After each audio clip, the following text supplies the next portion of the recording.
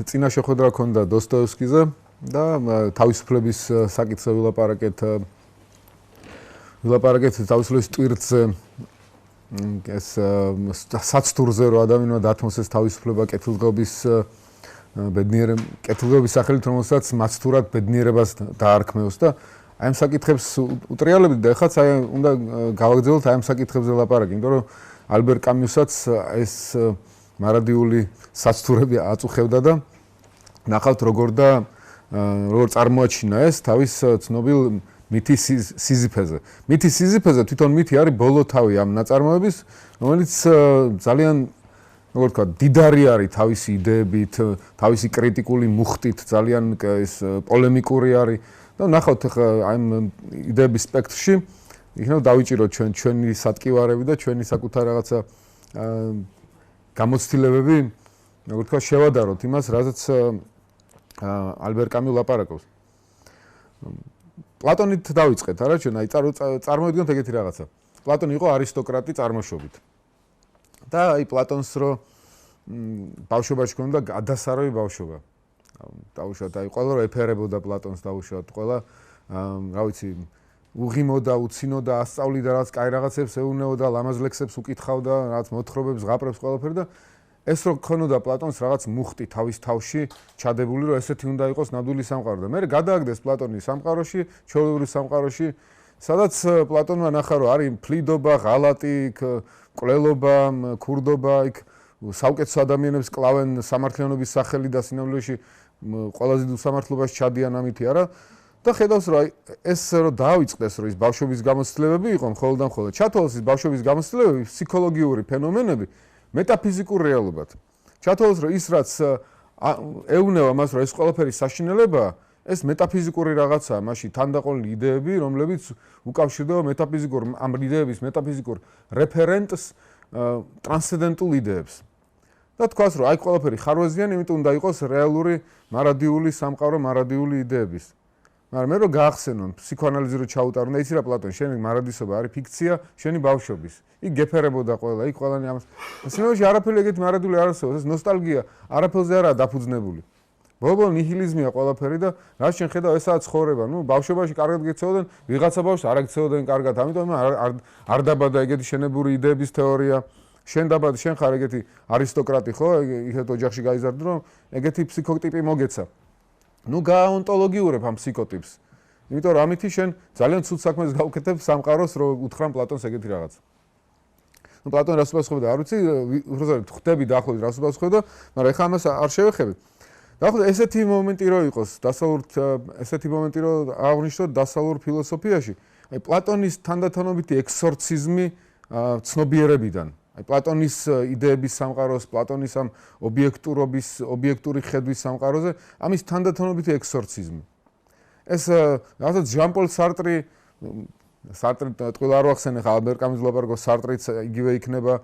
რასაც ესენი ამბობენ, სარტრი, კამიუ, მანამდე ნიცშე, ჰაიდეგერი, ეს ყველაფერი მოდის აი ამ კრიზისიდან ონტოლოგიის და ამ მეტაფიზიკის.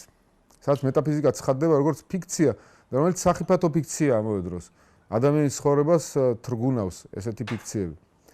ვოლტერიდანაც დაიწყო ეს. ვოლტერს აქვს კანდიდში, როცა პანგლოსი მისი ერთ-ერთი გმირი ეს ლაიბნიცს გამოხატავს, ფიქრობს, რომ ყველაფერი რაც სამყაროში ხდება, რაღაც ერთი დიდი მოაზრებული დიზაინის ნაწილი არის, მოაზრებული ჩანაფიქრის. ამიტომ პრობლემა არ არის, რაც არ უნდა ბოროტება მოხდეს. შენ ცხოვრებაში თუ გარეთ ყველაფერი ეს დიდი კეთილი ჩანაფიქრის ასპექტი იყო. დიდი ამ რაღაცა პანო არის ღვთიური და იქ ყველა ბოროტებას თუ სიკეთეს თუ რაღაცა ერთ დიდ სიკეთეში გაერთიანდება საბოლოოდ. ამიტომ რაღაცა პასიურად შეიძლება იყო პრინციპში. აი ბოლოში თვითონ ვოლტერი გამოდის ამის წინააღმდეგ გამოდის. ეს თეორია არისო ერთი დიდი სიგიჟეო. არ დაუჯეროთ ამ თეორიასო. აბა რას უნდა უყუროთ? რას უნდა უყუროთ საკუთარ ბაღს მოვარეო. ნუ ფიქრობო იმაზე, რომ მეტაფიზიკურად როგორ ამ მთელი სამყარო მოწყობილი. ამაშენ ვერცეროს ვერ გაიგებო და ამაზე თუ ფიქრს დაახარჯებ და ამაზე დაიწყებ რაღაცა ნერვიულობას, დაკარგავ ცხოვრებას და უარესი მოხდება შენ ცხოვრებაში. მოვარე შენს ბაღს, რაც გესმის, ის გააკეთე. ანუ ის სივრცე ნახე მარტო, რაც შენ შეგიძლია შეცვალო, ან რაც სადაც შენ შეგიძლია რაღაცა შენთვის საუკეთესო მოიპოვო. ანუ ის ცხოვრება ბოლომდე, რომელიც ცხოვრება ჩვენ გესმის და არ წაეპოტინო იმას, რაც ჩვენ არ გესმის, თორე ამით გაფლანგავ შენს ენერგიებს. ანუ ეს ნიჩედანაც ნიჩეს ინსპირაციაა ძალიან ძლიერი აქ, რომ აი ნიჩეს ყველაზე მკაფიოდ აღნა თქვამით, because სხვარი დაუდო, ასე თქვათ, რაღაცა წერტილი დაუსვა მეტაფიზიკის ეგზორციზმს დასავლური ფილოსოფიიდან, როცა თქვა ღმერთი მოკვდა. ღმერთი მოკვდა არ ნიშნავს პიროვნული ღმერთი მოკვდა მარტო და აღარ არის ის ობიექტი, ვისაც შეგიძლია შენ მიმართო ლოცვით. და მან გიპასუხოს და რესპონსი მოგცეს ამ ლოცვაზე. პიროვნულ ღმერთზე არ არის მარტო ლაპარაკი. ღმერთი მოკვდაში ნიჩე ფიქრობს, რომ ნებისმიერი მეტაფიზიკური ონტოლოგიური სიცხადე, რომელიც აქამდე ხსნიდა სამყაროს და ჩემულობდა, რომ იყო ობიექტური, უცვლელი, მარადიული, ის ყველაფერი მოირყა უკვე, ის არ არის რეალურად, ის გამოჩნდა როგორც ფიქციები. წმინდა არაფერი არ არის, არაფერი არ არეგულირებს სამყაროს. და ნიჩეს ეს ინსპირაცია არის მთავარი ინსპირაცია ალბათ ალბერ კამიუს ამ ესესი მითი სიზიფეზე. იმიტომ რომ ნიჩეს ეს ფრაზა მოყავს, რომ ყველაფრის საწყისი, ყველაფრის ბატონი არის მისი უდიდებულესობა შემთხვევითობა. ანუ შემთხვევითობაზე დგას ყველაფერი აბსოლუტურად. შემთხვევითობა და შენინება, მეტი არაფერი არაა სამყაროში. არ არსებობს რაღაცა, რასაც შენინება უნდა მიესადაგოს. არის შემთხვევითობა და შენინება. ყველა საგანს თავისი ცხოვრება აქვს. და ეს არის ალბერ კამიუს ინსპირაცია. და ალბერ კამიუ ამას იღებს როგორც არა დასკვნას, არამედ როგორც საწყის მდგომარეობას. თითქოს ნიჩე უკვე მოხდა, ღმერთი უკვე მოკვდა კაიხანია, ამიტომ ახლა ალბერ კამიუ უნდა თქვას, რომ რა მდგომარეობაში ვარ ჩვენ, როცა ეს ასეა. მისი აზრით ეს არ არის იდეური სამყაროს ან სილოგისტიკის ნაწილი არ არის, უნდა დამიმტკიცო ასეა თუ არა ასე. ესაა ატმოსფერო, რომელიც დგას ევროპაში. ესაა ატმოსფერო, რომელსაც ჩვენ ყველანი ვგრძნობთ. იმიტომ რომ ატმოსფერო ანუ განცდა ცხოვრების უფრო ადრე არის, ვიდრე გააზრება ამ ცხოვრების. მოდი გავიაზროთ რა განცდა გვაქვს. აი მაგალითად გააჩერე ადამიანი კითხავ, რაზე ფიქრობ? და გეუბნება არაფერზე. ნუ შეიძლება შეყვარებულიაო და შეყვარებულზე ფიქრობს და მოგატყუაო, არაფერზე არ ფიქრობ, რომ გითხრაო. მაგრამ თუ მართლა გითხრა არაფერზე, დაუკვირდეთ რას გულისხმობს იმაზე, რომ გითხრა არაფერზე არ ფიქრობ. შეიძლება ეს არაფერზე მან არც ფროიდული წამოცდენა ქვია, ხო? ამას ახლა არ ამობს კამიუ ფროიდულ წამოცდენას, მაგრამ შეიძლება ფროიდული წამოცდენასავით იყო. არაფერზე არ ფიქრობ ნიშნავს იმას, რომ მე არაფერზე არ ვფიქრობ, რატომ? იმიტომ რომ სინამდვილეში სამყაროში ვერ ხედავ რაღაცა საზრის, გამაერთიანებელ აზრს ამ მოვლენების სიმრავლეს შორის. არაფერზე არ ფიქრობ, ხო? რეალურად ის უცებ ამ ფროიდული წამოცდენით მე ავაღიარე, რომ ის რომ ყოველ დღე სამსახურში დავდივარ, ის რომ რაღაცას არ ვიცი მეგობრებს ვეხმარები დაუშვათ ალგებრის მაგალითების ამოხსნაში, რაღაც ეს ყველაფერი, თურმე ეს მიზნები რაც მაქვს და რის გამოც ვიღვიძებდი, რეალურად მე არც ვაფასებ ამას როგორც რამეს. ანუ არაფერზე არ ფიქრობ, რომ ეს ჩემი ცხოვრებას რეალურად მიზანი აქვს. საერთოდ ცხოვრებას თუ აქვს მიზანი. და უცებ აღმოაჩინე, რომ უამრავი ფიქციის ქვეშა ვარ, რომ დავსვა ეს საკითხი, მართლა აქვს თუ არა მიზანი ცხოვრებას. ვაიმე რაღაცა უცებ აღმოაჩინე, რომ თავარი საკითხი ყოფილა ფილოსოფიაში ის კი არა, რომ საერთოდ არამედ ფილოსოფიის ცხოვრებაში ყოფილა თავარი საკითხი ის, ღირს თუ არა საერთოდ ცხოვრება, რა საზრისი აქვს ცხოვრებას როგორც ასეთს. და იქნება არ ღირს ცხოვრება, ანუ უნდა მოიკლა თუ არა თავი. და იშვიათად ჩვენ მივდივართ აი ასეთ განცდამდე, თუ განცდამდე რომ თუ არ არის საზრისი, თუ მივედი განცდამდე რომ რეალურად არ ვაღიარებ საზრისს სამყაროში, მაშინ რატო ვცხოვრობ საერთოდ? ბარათაშვილს რო შემოეფიქრა, გახსოვთ ფიქრნიტყვის პირას. თუ ხო ნუ ეს ასე ხდება, რა საშინელება ეს ამავებაა ყველაფერი, მაგრამ ნუ ხო არიან კეთილი მეფეები, ისინი ხო არ არის ამაო, ხო ის ხო იღწვის თავისი ავიცი ქვეშევრდომებისთვის, თავისი სახელმწიფოსთვის, რომ სიკვდილის მერე მისი სახელი დარჩეს და მაგრამ უცებ მერე აპაუზდება, კი მაგრამ კაცო, მოიცა. ის თუ მოკვდება, მერე ყველა მისი მომგონებელიც თუ მოკვდება, აღარავის აღარ გაახსენდება, ვის ახსოვს ახლა ეგვიპტის რომელიღაცა ფარაონი, რომელიც პირამიდაც აფეთქებულია უკვე და საერთოდ გამოსახულებაც არა და წყაროებში არაფერი მასზე არა და ვიცით, ასეთი ფარაონი შეიძლება ბევრი იყო. შეიძლება ძალიან კეთილი იყო იმ ფარაონში ვიღაცა, მაგრამ თუ არ იქნება მისის შემფასებელი. ან თუ საერთოდ ბოლო-ბოლო სამყაროც განადგურდება და ცნობიერება მოისპობა, საერთოდ ვინც რამე შეაფასებს. მაშინ ვინა თქვას მათი საქმე, ვინ სადღა იყოს საერთოდ. და რა აზრი აქვს საერთოდ მაშინ ამ კეთილი მეფის კეთილსაქციელებსაც. აი ბარათაშვილი მივიდა ამ საკითხამდე. და მივიდა თვითკლობის იდეამდე, რომ ხო მაშინ უნდა მოვიკლათ არა თავი. აი რა გაგვაჩერებს თვითკლობისაგან თუ აღმოაჩენთ რომ სამყაროში ყველაფერი ფიქციებია. თუ გამაერთიანებელი იდეა სამყაროში არ არის. თუ პლატონი ეგზორცირებულია. ანუ აქამდე გვეუბნებოდა რომ ყველა ფენომენი იყო სამყაროს ყველა რაღაცა მოვლენა შეგვიძლია დავიყვანოთ ერთ რაღაც გამაერთიანებულ პრინციპამდე. სამყაროში იყო ესეთი იდეა უძველესი ფილოსოფიიდან რომ სამყაროში არის ერთიანობა, რაც კოსმიური სიმპათია დაარქვი თუ გინდა ამას, თუ გინდა დაარქვი პარმენიდეს ერთი, დაარქვი რომ ყველაფერი ერთია, თუ გინდა დაარქვი თალესის წყალი და არ ვიცი ჰერაკლიტეს ცეცხლი ან სტოელების ლოგოსი რომელიც კრავს თელ სამყაროს, ყველაფერი ეს თუ ფიქცია არის. და რა აღმოჩნდება მაშინ? უცებ შეიძლება მე შეზრწუნებულმა აღმოაჩინო რომ სამყარო არის არაფერი მახლობელი ჩემი. მე ვარ რაღაცა განდგომილი ამ სამყაროსაგან. მე უცხო ვარ სამყაროსათვის. ჩვენ თურმე არ ყოფილვართ ერთ ჰარმონიაში. ეს ბედნიერება შეუძლებელია ამ სამყაროში, რომელთანაც ჩემი ჰარმონია შეუძლებელია, იმიტომ რომ აღარ მაქვს მასთან დამაკავშირებელი პრინციპი არანაირი. პლატონის იდეები აღარ არსებობენ. მე არ ვიყავი ამ სამყაროს სისავსეში, იქ მიღმიერ სამყაროში. არაფერი ეგეთი არ არსებობს. აქამდე მეგონა რომ პატარა ბავშვი ვიყავი, ხო? ეს ბართაშვილის ლექსი რო გამოვიყენოს, ბავშვს რომ მიმართავს რა, აი რა კაია რომ იცინი ეხა და ჯერ არ გინახავს სოფელი მომღერალი, ანუ მოთამაშე სოფელი, რომელიც გაგაწმილებს. ჯერ არ შეგიცნია ეს, ჯერ იტიტინე პატარა ბავშვი, მაგრამ ხო მიხვდები მე რა საშინელებაცაა სამყარო. სამყარო საშინელებაა, ბართაშვილი ხვდება ამაზე. მე მგონი ერთ-ერთი მთელ ქართულ კულტურაში ბართაშვილამდე ამას არავინ არ ხვდებოდა. შეიძლება მე ხვდებიან ბართაშვილის მე ასეთი უფრო ხვდებიან რა, ასეთი კითხვა ჩნდება, შემაძრწუნებელი კითხვა. მაგრამ ბართაშვილამდე ესეთი შემაძრწუნებელი კითხვა არც ჩნდება. აი ალბერ კამიუს ამ შემაძრწუნებელ კითხვაში ჩვენ და ვცხოვრობდეთ საერთოდ. ნიკოს ამადაშვილს რო აქვს ეს ფრაზა, ხო? გახსოვს საწუთროს ქარმა რომ ერთხელ განათებულიცა გადაგლიჯა. აი როგორც განათებულიცა რო გადაიგლიჯება და გამოჩნდება ქაოსი, თავისი უსკრული ქაოსის. აი მაშინ შეიძლება შენ ადეკვატურად ფიქრი დაიწყო. ალბერ კამიუს აზრით. იმიტომ რა იყო აქამდე სამყარო? ბავშვი იყავი და იაგონა წლები გემატება და რა კაია. ოცნებობ, როდის დაამთავრებ სკოლას, როდის შეხვალ უნივერსიტეტში, მერე ის რაღაცა მოხდება. უცებ აღმოაჩინო. ვაიმე, ეს დრო რომ მეგობარი მეგონა ჩემი, თუნდაც სულაც არ არის მეგობარი, იმიტომ რაღაცები ისეთი მოხდება, მე იგივე დროის გრაფიკში, რაც სულაც არ მინდა. არ ვიცი, ბორის ბეკერს შეიძლება უნდოდა რომ მეოთხე, მეხუთე, მეექვსე და მეშვიდე უიმბლდონებიც მოეგო, მაგრამ ხედავს რომ სხეული ვეღარ კაჩავს, ასე ვთქვათ მეტი. ისე ვეღარ აწვის, ის სწრაფად ვეღარ დარბის. და უცებ უხდება რომ ისე უიმბლდონის სკორზე მოხდება როგორც მაყურებელი და უნდა ეხა ბორის ბეკერს მაყურებელი იყოს უიმბლდონის სკორზე, როცა ხედავს სხვები იბრძვიან. მას რა თქმა უნდა ბრძოლა უნდა, მაგრამ აღარ გამოდის უკვე. გამოდის რომ დრო მისი მტერი ყოფილა, არაფერი მოყარე არ ყოფილა. 14 წლისაც რო უცნებოდა უიმბლდონს და ავსი 17 წლის მერე ჩემპიონი გახდა. მაშინ დრო მისი მოკავშირე იყო. ეხლა დრო მისი მტერია. გამოდის მთელი ეს ვითარება, რაც მას ჰარმონიულად ჰქონდა აქამდე. უცებ ამხედრდა მის წინააღმდეგ. და მას არ უნდა ეს მიიღოს. გამოვიდა რომ მასა და ამ რეალობას შორის დიდი უბსკრული არის. რა ვქნათ ეხლა? როგორ გადავლახოთ ეს უბსკრული? არის საერთოდ გადალახვის პრინციპი ამ უბსკრულის? თუ არ არის ღმერთი, თუ არ არის გამაერთიანებელი იდეა ყველაფრის, მაშინ არც არის ეს პრინციპი. და რა ვქნათ მაშინ? თავი უნდა მოვიკლათ. ხო, უნდა მოვიკლათ თავის მოკლათ თქოს გამოსავალი ჩანს.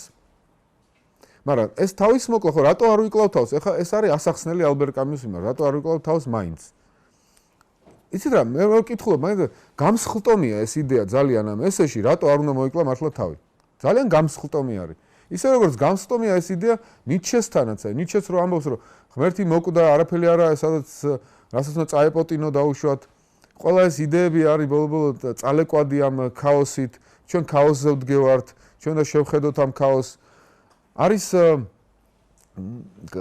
არის რაღაცა, როგორ თქვა, გადაულახავი რაღაცა დეპრესიები ნიჩეს წინაშე. და ნიჩე ამბობს, აი რა უნდა გავაკეთოთ? გადაულახავი ამ დეპრესიებს პასუხი არ აქვს ონტოლოგიურ დონეზე და მეტაფიზიკის დონეზე, მეტაფიზიკა და ონტოლოგია გაუქმებული არის. და ნიჩეს აქვს პასუხი რაც ფსიქოლოგიის დონეზე. აი უნდა შეღიმო პირში ამ დეპრესიას. არ ვიცი ფილმი არის ეს მე წიგნი არ მაქვს სამწუხაროდ წაკითხული, წასაკითხი მაქვს მომავალში. მაგ ფილმია გადასარევი, ხო, ეს ვიღაცამ გუგლის ბუდეს გადაუფრინა. და კადრი მახსოვს ამ ფილმიდან, როცა აუკრძალავენ საავადმყოფოში ბეისბოლის მატჩის ყურებას ტელევიზორში, იმიტომ რომ ეს ბოროტი ის არის ზედამხედველი ქალი, ეს მის რეიჩელი და არა თქვენ არ გაყურებინებთო, იქ არიან სხვა ავადმყოფებიც, ვისაც ეს უშლის ხელს, სულაც არ უშლის სინამდვილეში, მაგრამ ამან ძალადობს სულად ამაზე და მე მაკმერფი თვითონ შექმნის ამ მატჩს. აი შეხედე იმან გადაუგდო იმას ბურთი ამ და ეს თელ ამ საავადმყოფოს ააგდებს, რომ შეხედეთ აი ბეისბოლის მატჩი მიდის და ყველანი მხიარულები არიან. რაღაცა შეცინა პირში აი ამ გარდაუვალ დეპრესიას, გარდაუვალ მწუხარებას, რომ თელი საღამო დარჩენილიყო ბეისბოლის მატჩის გარეშე. რაღაცა ამდაგვარი მოძრაობა ხდება აქაც ამ ესეში. შენ არ უნდა შეეპუო ამ სიტუაციას. ანუ აბსურდი რა არის? აბსურდის მდგომარეობა ასეთია. შენ გაქვს ნოსტალგია წესრიგისა და საზრისის მიმართ. რომ სამყაროში გინდა რომ იყოს წესრიგი და საზრისი. და სამყარო პასუხობს რომ არაფერი წესრიგი და საზრისი ჩემში არ არის. მე ვარ ირაციონალური, დაუდგენელი. მეცნიერები მხსნიან რაღაცებს ამბობენ ჩემზე, მაგრამ მოლენ ახალი მეცნიერები სულ სხვა რაღაცას ამბობენ. ამიტომ შენ რო ამბობ ჩემზე რაღაცებს, ეს იმ ზღვარშია, რა ზღვარში შენი ინტელექტი ახლა წდება, მაგრამ შენ ვერ გამოაცხადებ ამას აბსოლუტურ ყოლის შემკვრელ იდეად. ამიტომ ბოლო-ბოლოდ მე მაინც ვრჩები ირაციონალური შენთვის. ანუ მე ახსნადი არა ვარ და შენს მიმართ ტრულათაც შემიძლია ვიყო განწყობილი. მე ამას არ ვიღებ, მე მაქვს ნოსტალგია წესრიგისა და საზრისის მიმართ. მაგრამ ამას ვერ ხედავ სამყაროში. რა ვქნა, თავი მოვიკლა, არ უნდა მოიკლა თავი, ეს უღირსი არის, იმიტომ შენ გაიქეცი მაშინ დილემას და სირთულეს. ანუ თვითკვლელობა რაც მხდალი პასუხი არის, ალბერ კამიუს აზრით. ანუ უფრო ვაჟკაცური, კარგი პასუხი არის, ღირსეული პასუხი, რომ შენ დადგე აი ამ კონფლიქტში. შენ ნახო, რომ კი, ჩემში არის მოთხოვნილება ბედნიერების, მოთხოვნილება ჰარმონიის, საზრისიანობის, სამყარო მაწბილებს, მაგრამ მე ამ გაწბილებას კრიჭაში უდგები და ვდგევარ სამყაროს წინაშე. აბსურდია, მაგრამ ვდგევარ. აი აბსურდის ატანა. აბსურდი არის დაძაბულობის ველში ყოფნა. გაძლება ამ დაძაბულობის ველից. როცა შენ გაქვს სასოწარკვეთილი, ანუ უიმედო ხარ, რომ სამყაროში ვერ აღმოაჩენ ჰარმონიის პრინციპს. სამყარო არ განუგეშებს არასდროს, რაც უნდა მასზე იფიქრო. სამყარო ყოველთვის დარჩება რაღაცა მტრულად განწყობილი და ღიაობაში, ამ განუსაზღვრელ ღიაობაში შენსთან. სამყარო მდუმარეა შენს წინაშე. არ იქნება პარმენიდეს ერთი, რომელიც გააღიმებს სამყაროს და ჩაგახუტებს და ერთმანეთს ჩაგახუტებს. როცა პარმენიდე თქვის, ფიქრი და რეალობა ერთია. ან ჰეგელიანურიც არაა სამყარო. ჰეგელი გეტყვის, რომ შენ ფიქრობ სამყაროზე და ეს ფიქრის პროცესი არის ისეთი დიალექტიკური და ისეთი ნარნარად მიგიყვანს სამყაროს სრულ შეცნობამდე და აბსოლუტური სულის საბოლოო თვითგაცხადებამდე. დაივიწყე ესა ფიქცია. არაფერი მსგავსი არაა. შენ და სამყაროს ჰარმონია არ მოხდება. გაწირე თავი უიმედობაზე.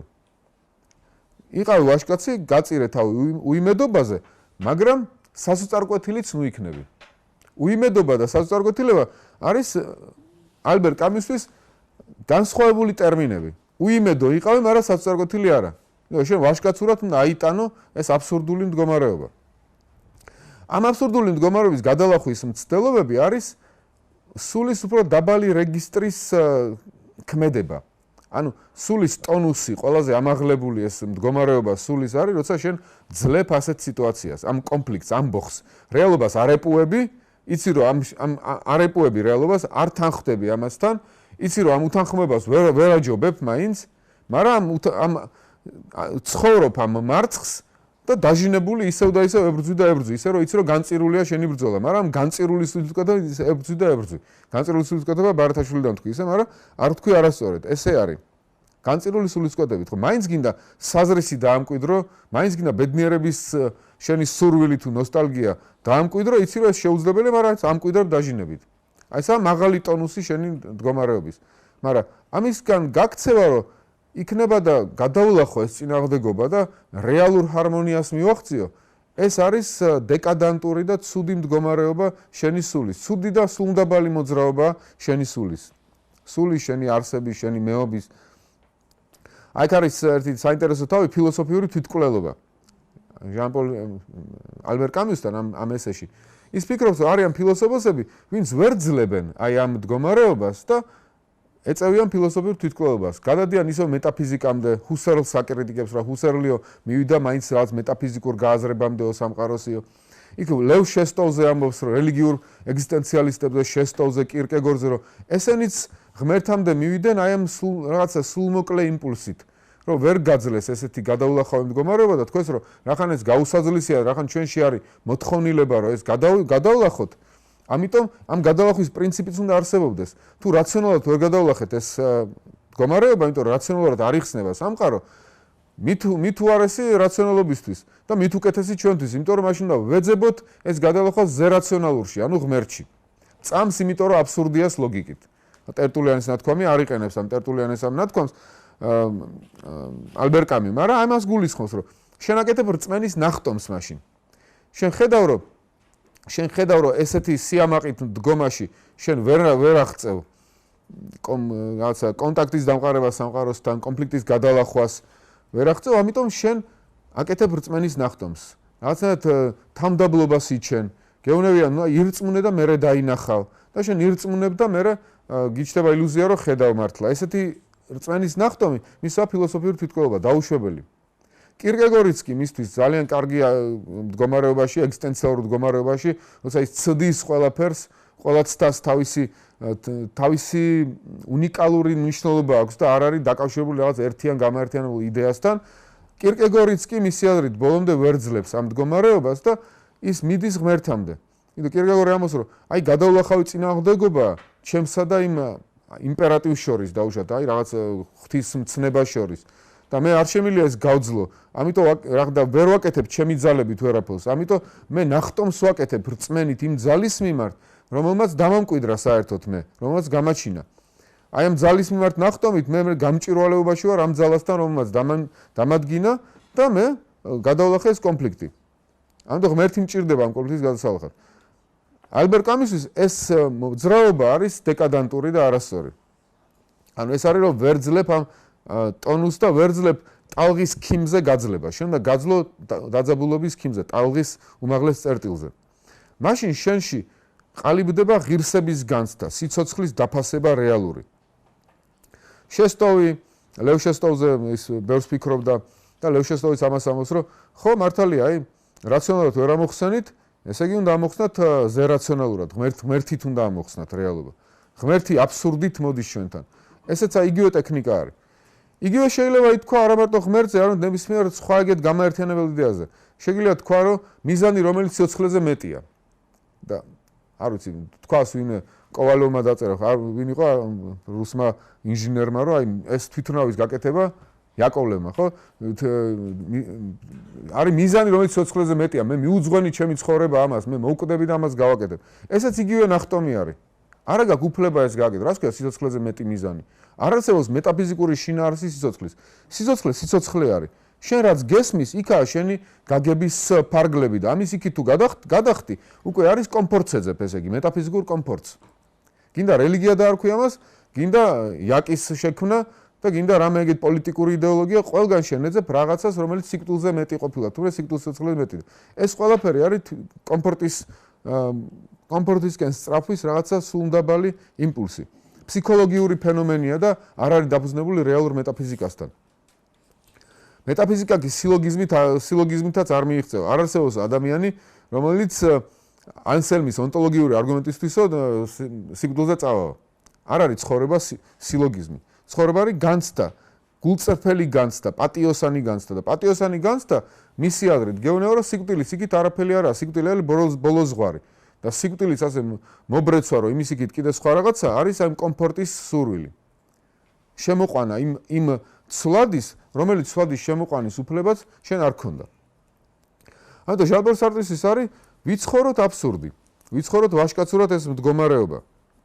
ვიყოთ პატიოსნები, გულწრფელები, გულწრფელობა უფრო მნიშვნელოვანია ვიდრე ბედნიერება. მე არ გეუბნები, რომ ბედნიერი იყავი გულწრფელი. აქ საინტერესო მაგალითი მოყავს დონ ჟუანის. აი დონ ჟუანი კი არის მექალთანეში, მაცთური, მაგრამ ის არ არის ბანალური მაცთური, ის არის მსოფლმხედველობრივი მაცთური, ვაჟკაცი მაცთური არის. მან იცის, რომ ცხოვრებაში არ არის გამაერთიანებელი საზრისები. იცი, რომ ღმერთი თუ არ არის, მორალიც არ არის. გამოს ნებისმიერი მორალი მისაღებია. მაშინ რა გავაკეთო? როგორ ვიცხოვროთ ყველაზე კარგი ცხოვრებით? პინდარეს ციტატა მოყავს, რომ თელი ესეს დაწყისში არის პინდარეს ციტატა. ნუ ეძებ მარადისობას. სულო, იცხოვრე შესაძლებლობა, რაც კი შეგიძლია, ამოწურე შესაძლებლობები. აი დონ ჟუანიც ასე ცხოვრობს. ის ამოწურავს იმ შესაძლებლობებს, რაც მას მიეცა. ის არ ეძებს ხარისხს ცხოვრების, ეძებს რაოდენობას. რა შეიძლება ხარისხი ეძებო? წმინდანი მაგალითად ეძებს ხარისხს. იცის რომ თუ არ აგროვებს ქრისტესთან, ის ფანტავს. ამიტომ ეძებს რაც შეიძლება მეტად შეაგროვოს ქრისტესთან, იმ ცნებებთან, რომელიც არის ბიბლიაში. ამიტომ მისი ცხოვრება არის ხარისხობრივი. ის შეიძლება მოკვდეს კიდეც იმ ხარისხისთვის და შეიმოკლოს ცხოვრება. თავი დადოს ვიღაცისთვის. მაგრამ ეს გეტყვის ეს არასწორი მოქმედება არის. შენ უნდა გაიმრავლო პირიქით შთაბეჭდილებები, რაც შეიძლება მეტი და მეტი გქონდეს, რაოდენობა და არა ხარისხი.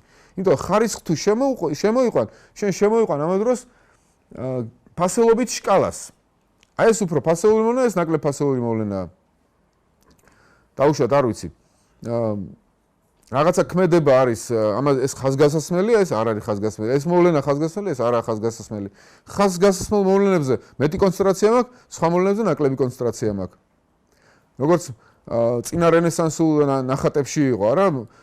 სხვანაირი პროპორცია იყო წინა რენესანსულ ნახატებში, რომელიღაცა ფენომენი, მაგალითად ფადიშახი დაუშვათ, როგორც იმაში ორჰან პამუკის მემქვია წითელში, ფადიშახი უფრო დიდათაა გამოსახული, ვიდრე მისი ცხენი, რომელიც გვერდზე დგას.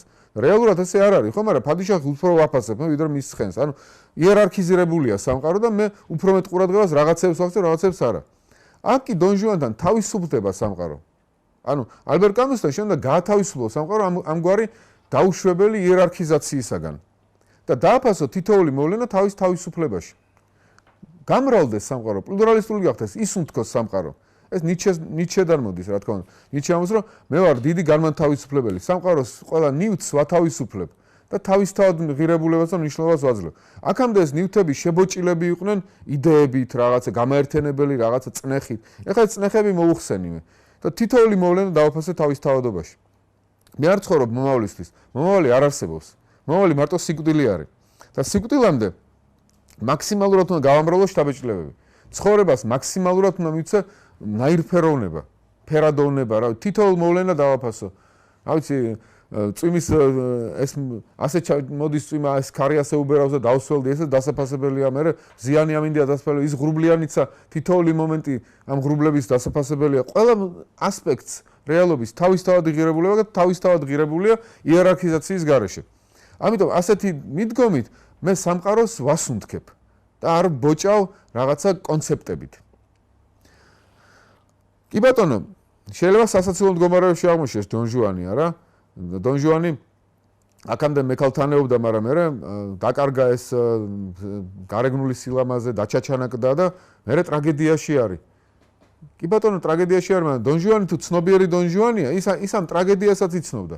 მან იცის, რომ ეს თამაშები, მისი ეს გართობები და შეცდენები ერთიდან მეორეზე, ერთი ქალიდან მეორეზე და ასე შემდეგ დაუდგენლობები ეს ურთიერთობების, ეს დასრულდება ბოლო-ბოლო, მაგრამ ამ დასრულებაზეც მზად არის ის რომ ამით დასრულდება. თამაშის ყველა წესს იღებს, მათ შორის იმას, რომ როდესმე მას დასცინიან კიდეც. ანუ ის ვაჟკაცურად იღებს ამას და რახან თვითონ იღებს, ამიტომ ის არ არის გასაკიცხი. ის ცოდვაც არ არის მასზე. ის მზად ესეთი აბსურდული ადამიანი მზად არის ნებისმიერი ამორალური საქციელი ჩაიდინოს და მზად იყოს იმაზე, რომ ამორალური საქციელი მას დასჯიან. მაგრამ იცის, რომ თუ დაუშვათ იქნება ხულიგანი, მას ამ ხულიგნობისთვის ვიღაცა შურს იძიებს. კი ბატონო, შურს იძიებს, მე მივდივარ, რომ ჩემზე შურს იძიებენ, იმიტომ რომ მე ხულიგნურად ვიქცევი. ან დაუშვათ თუ მოვპარე ვიღაცას რაღაცას, გაბრაზდება და მცემს. კი ბატონო, მაგრამ მე ამას ვაკეთებ, მივდივარ ამაზე და საჯელსაც ვიღებ. მაგრამ ცოდვის განცდა არ მაქვს. საჯელი მაქვს, მაგრამ ცოდვის განცდა არ მაქვს, იმიტომ ცოდვა შეუძლებელი ხდება უკვე. თუ ღმერთი არ არის, ყველაფერი ნებადართულია, ეს არის ნიჩეს სიტყვები. მე თვითონ ხვდები მაშინ ღმერთი. და შენ თუ ღმერთი არ არისთან ერთად მაინც აღიარებ მორალს, მაშინ შენ არ იქცევი პატიოსნად. შენ და იცხოვრო სრული შეგნება, ჟან-პოლ სარტრის სარცერს გადავაკიდე, ყველა არ გადავაკიდე, ალბერ კამიუს აზრით, შენ თუ ცხოვრობ სრული გაგებით იმისი, რას ნიშნავს, რომ ღმერთი არ არის, მაშინ შენ ვეღარ დაიცავ მორალს, როგორც აქამდე იცავდი. შენ და გახდე დამყრობელი. ორში ერთი, ან ღმერთი, ან ისტორია, ან დრო. ისტორიაში დროში ყველა ერთი მოვლენა მეორეს არ გავს, არ მეორდება მოვლენები. არც ერთი მუსიკალური ნაწარმოების შესრულება არ გავს იგივე ნაწარმოების სხვა შესრულებას. ისტორიაში ყველაფერი ცალსაკე მოვლენები არის. ან დროში ყველაფერი უნიკალური არის. მაგრამ თუ არსებობს ღმერთი ამათი გამაერთიანებელი, მაშინ უნდა მოაჯადოო ეს უნიკალური მოვლენები ამ ერთ გამაერთიანებელი პრინციპით ღმერთით. ანუ ის ან ღმერთი, ან ეს უნიკალური მოვლენები. ეს არის უნიკალური მოვლენები. ან ჯვარი, ან ხმალი. ანუ ჯვარი რას ნიშნავს? ჯვარი არის რაღაცა აუცილებლობები, გარდაუვალობები, ზნეობრივი თუ მეტაფიზიკური, ონტოლოგიური, რომელსაც უნდა მოემსახურო, რომელიც უნდა შენ თავზე გადაიტანო. თუ ეს არ არის, თუ ეს ფიქციებია და თუ იცი რომ ღმერთი ფიქციაა, მაშინ ჯვარიც ფიქცია ყოფილა. მაშინ შენ უნდა აიღო ხმალი და მოიქცე როგორც შენ გინდა. ანუ სრული გამომდინარეობა ნახო იქ იმ ფაქტიდან რომ ღმერთი არ არის. ვაშკაცურად ზიდო უღმერთობის ტვირთი და უღმერთო და თან უღმერთო არ თან მორალისტი აღარ უნდა თქვა. ან თუ მორალისტი იქნები, უნდა იყო მორალისტი კაპრიზით. აი უბრალოდ ასე ვთქვათ, ხოში მაგ და ვეხმარები ადამიანებს და კარგად ვიქცევი. დაუშვათ ცოლს არ ვღალატობ. აი რატო? აი ასე მინდა და მორჩა. რამე კრავს არა მინდა უბრალოდ. რამე სინდისკეჯნა არა უბრალოდ ესე მინდა. რაღაცა ამდაგვარი კაპრიზულად უნდა კაპრიზი ხდება მთავარი, თვითნებობა ხდება მთავარი. და შენ და ზიდო თვითნებობის ტვირთი. ერთი თავი არის კირილოვი. კირილოვი არის დოსტოევსკის მთავარი გმირი არ არის. დოსტოევსკის ნაწარმოების ეშმაკნის ერთ-ერთი გმირი არის. ძალიან საინტერესო გმირია, რომელსაც უნდა რიტუალური თვითმკვლელობა ჩაიდინოს. რატომ უნდა ეს რიტუალური თვითმკვლელობა? იმიტომ უნდა თქვას, რომ თუ ღმერთი არ არის, მაშინ ჩვენ ვართ ღმერთი და ყველაფერი არის ნებადართული. და მე მინდა კაცობრიობას ვანახო, რომ აი მე შემიძლია თავიც კი მოვიკლა, თავისუფალ ნებისმიერ საქციელში თავისუფალი ვარ. და მინდა ვანახო კაცობრიობას, რომ მე შემიძლია თავიც მოვიკლა ყოველგვარი სინდის კენჯნის გარეშე. მე რომ ვეუნევი კაცობრიობას ამას კირილოვის აზრით, ყოველშეში ჟან-პოლ სარტრის გააზრებული კირილოვის აზრით, რომ ვეუნევი კაცობრიობას, რომ შენ ნებისმიერ რამე შეგიძლია აკეთო და თვითნებური უნდა იყო და შეგიძლია იყო, კაცობრიობას მაინც სჭირდება მაგალითი. ამიტომ ვაჩვენებ ჩემი თვითმკვლელობის მაგალითით, რომ მე ვარ პირველი, ახალი ქრისტე ვარ, ასე ვთქვათ, ახალი კაცობრიობის ფუძემდებელი და ვახუტებ კაცობრიობას ახალ საშინელ თავისუფლებას. მე შემიძლია ეს არ გავაკეთო, ვიცხოვრო თვითონ ეს თავისუფლება, ანუ ვიყო აბსურდული გმირი, როგორც ალბერ კამიუსთან. მაგრამ ვიკლავ თავს, არა იმიტომ რომ სასწორკვეთილი ვარ, ვიკლავ თავს, რომ პედაგოგიურად კაცობრიობას რომ ვანახო, რომ ეგეთი თავისუფლება არსებობს და მარტო ეგეთი თავისუფლება არსებობს და მარტო ეგეთი თვითნებობის თავისუფლება არსებობს. ამიტომ მე ვიქნები ახალი ქრისტე, რომელიც ეტყვის კაცობრიობას, რომ ღმერთი თუ არ არის, შენ ხარ თვითონ ღმერთი, როგორც ნიჩესთან. ანუ მისთვის კირილოვი არა დოსტოევსკისთვის, რა თქმა უნდა, მაგრამ ალბერ კამიუსთვის კირილოვი არის ყველაზე დიდი გმირი ამ ნაწარმოების და არა მარტო ამ ნაწარმოების, მთელი დოსტოევსკის ყველაზე დიდი გმირი არის კირილოვი. და მისი აზრით სამწუხაროდ დოსტოევსკიმ თვითონ ვერ გაუძლო აი ამ გამომდინარეობას კირილოვისო და თვითონ გააკეთა ის რწმენის ნახტომი, რაც მას არ მოწონს. დოსტოევსკის კირილოვის ესეთი თვითნებური თავისუფლება შეუძლებელია და არასწორი არის. თვითონ მასთან კირილოვი კომიკურ პერსონადაა გამოყვანილი და არანაირი თავისუფალი პერსონაც არ არის, იმიტომ რომ ვერხოვენსკის სადაც ბრძანებებს ასრულებს. მაგრამ კამიუ ამას არ ხედავს, შეგნებულად არ ხედავს შეიძლება და ამას რა კირილოვი არის მთავარი გმირი. და დოსტოევსკიმ ვერ გაუძლო თავის თავარ გმირს. კი გაისმა რუსეთში ეს თვითმკვლელობის ეს გასროლა, მაგრამ ეს ვერ გაიგეს, ვერავინ ვერ მოусმინა. თვითონ დოსტოევსკიმაც ვერ მოусმინა ამ გასროლას. აი ესეთი თვითნებური თავისუფლება არის ტონუსი ცხოვრების, როცა შენ არანაირი იმედი არ გაქვს, რომ რაღაცა გამოსწორდება. როცა შენ ხედავ, რომ ცხოვრება არის ყველაფერი შენ უსაზრისო. ყველა საზრისი შენში არის. იქედან სამყაროდან პასუხობს მარტო სიჩუმე, განუსაზღვრელობა. შენ შეგაქვს ყველა საზრისი. და ის რომ საზრისების შეტანა სასწორკვეთილი მომენტი არის და არავის არ შეიტან ის საზრისი, რომელიც ბოლომდე დაგამყოფილებს. თვითონ შენი არსებობა არის სასწორკვეთილი, მაგრამ მიუხედავად იმისა, მაინც ამკვიდრებ ცხოვრებას. აი მაშინ ჩნდება ყველაზე ძლიერად შენი არსება, შენი ღირსება. რატო, როგორ არ ვიცი, მაგრამ ასე ამბობს და არ ვიცი. ნიჩეს ასე ამბობს, ესეც ასე ამბობს. საიდან მოიტანეს ეს არ ვიცი, მაგრამ ასე ამბობენ. მე რაღაცა დეუს ექს მახინასავით შემოყავს და მაინც ოპტიმისტი და ძლიერი სულის უნდა იყო და არ შეეპოვა და თავი არ მოიკლა, დეპრესიაში არ ჩავარდე და არ გააკეთო მეტაფიზიკური ნახტომი, აი ღირსეული დარჩე და დარჩე შემეცნებაში. აი დეკარტეს შვილები არიან ყველანი. დეკარტე ამბობს ამას, რომ მე მარტო ის შემიძლია ვთქვა, რაც 100%-ით დარწმუნებულია, რომ ესეა. ესენიც ამბობენ, შენ აი ცნობიერების იმ ფარგლებში დარჩი, რაც 100% იცი და რაც შეგიძლია ნაღდად თქვა და არაფერი მეტი აღარ თქვა ამაზე. ანუ ლუბრიკანტები არ გჭირდება, არ მოიგონო ღმერთი ლუბრიკანტის სახით, ან პლატონური იდეები ლუბრიკანტის სახით, რომ შეარბილო ეს კონფლიქტი. ეს კონფლიქტი რეალური არის. იცხოვრე ეს კონფლიქტი და იცხოვრე ყველაზე მეტი ტონუსით. ყველაზე მეტი დასკვნა გამოიტანე აქედან და უფრო გააღრმავე შენი ეს ცხოვრება ამ ქვეყანაზე. მეტი და მეტი გამოცდილება შეიძინე. მსახიობი იყავი. არ არის განსხვავება, შენ გულწრფელად ზნობ რაღაცას და დაუშვათ კეთილშობილი გულწრფელი სულის გაქანება გაქვს. დაუშვათ ვიღაცას უჭირს და შენ გულწრფელად გინდა დაეხმარე. თუ თეატრში თამაშობ ამას. ერთი და იგივეა, შენ ყველს თამაშობ და თამაშობ. არ არის როგორც მაგალითად ქრისტიანობაში ან არის ასკეტურ სხვა დოქტრინებში, როცა შენ ხედავ რომ აი ის მცნება იმდენად ძნელია რომ შენ უნდა მიუძღვა პრაქტიკა ამას და ეს ამ მცნების შესრულებით შენ იყალიბებ შენს სულში ისეთ უნარებს თუ თვისებებს, რომელიც მერე სიკვდილსაც დაგამარცხებინებს და სიკვდილითაც გაყვება. ესეთი რაღაცა არ არის. ესეთი რაღაცა ფიქცია არის. კეთილშობილი ფიქცია არის. მართალი, წმინდანი, ეს არის კეთილშობილი ფიქციები. ეს დეროგატიული ტერმინებია. შეიძლება იყოს მართალი და წმინდანი, მაგრამ სინამდვილეში არ ახარ ვაშკაცი. ვაშკაცი არ იქნება არც ეგეთი მართალი და არც ეგეთი წმინდანი. ვაშკაცი იქნება, ვინც დარჩება ცნობიერების იმ საზღვრებში, რომელიც მან ნახდათ იცის და არ გააკეთებს ამ ნახტომს. აი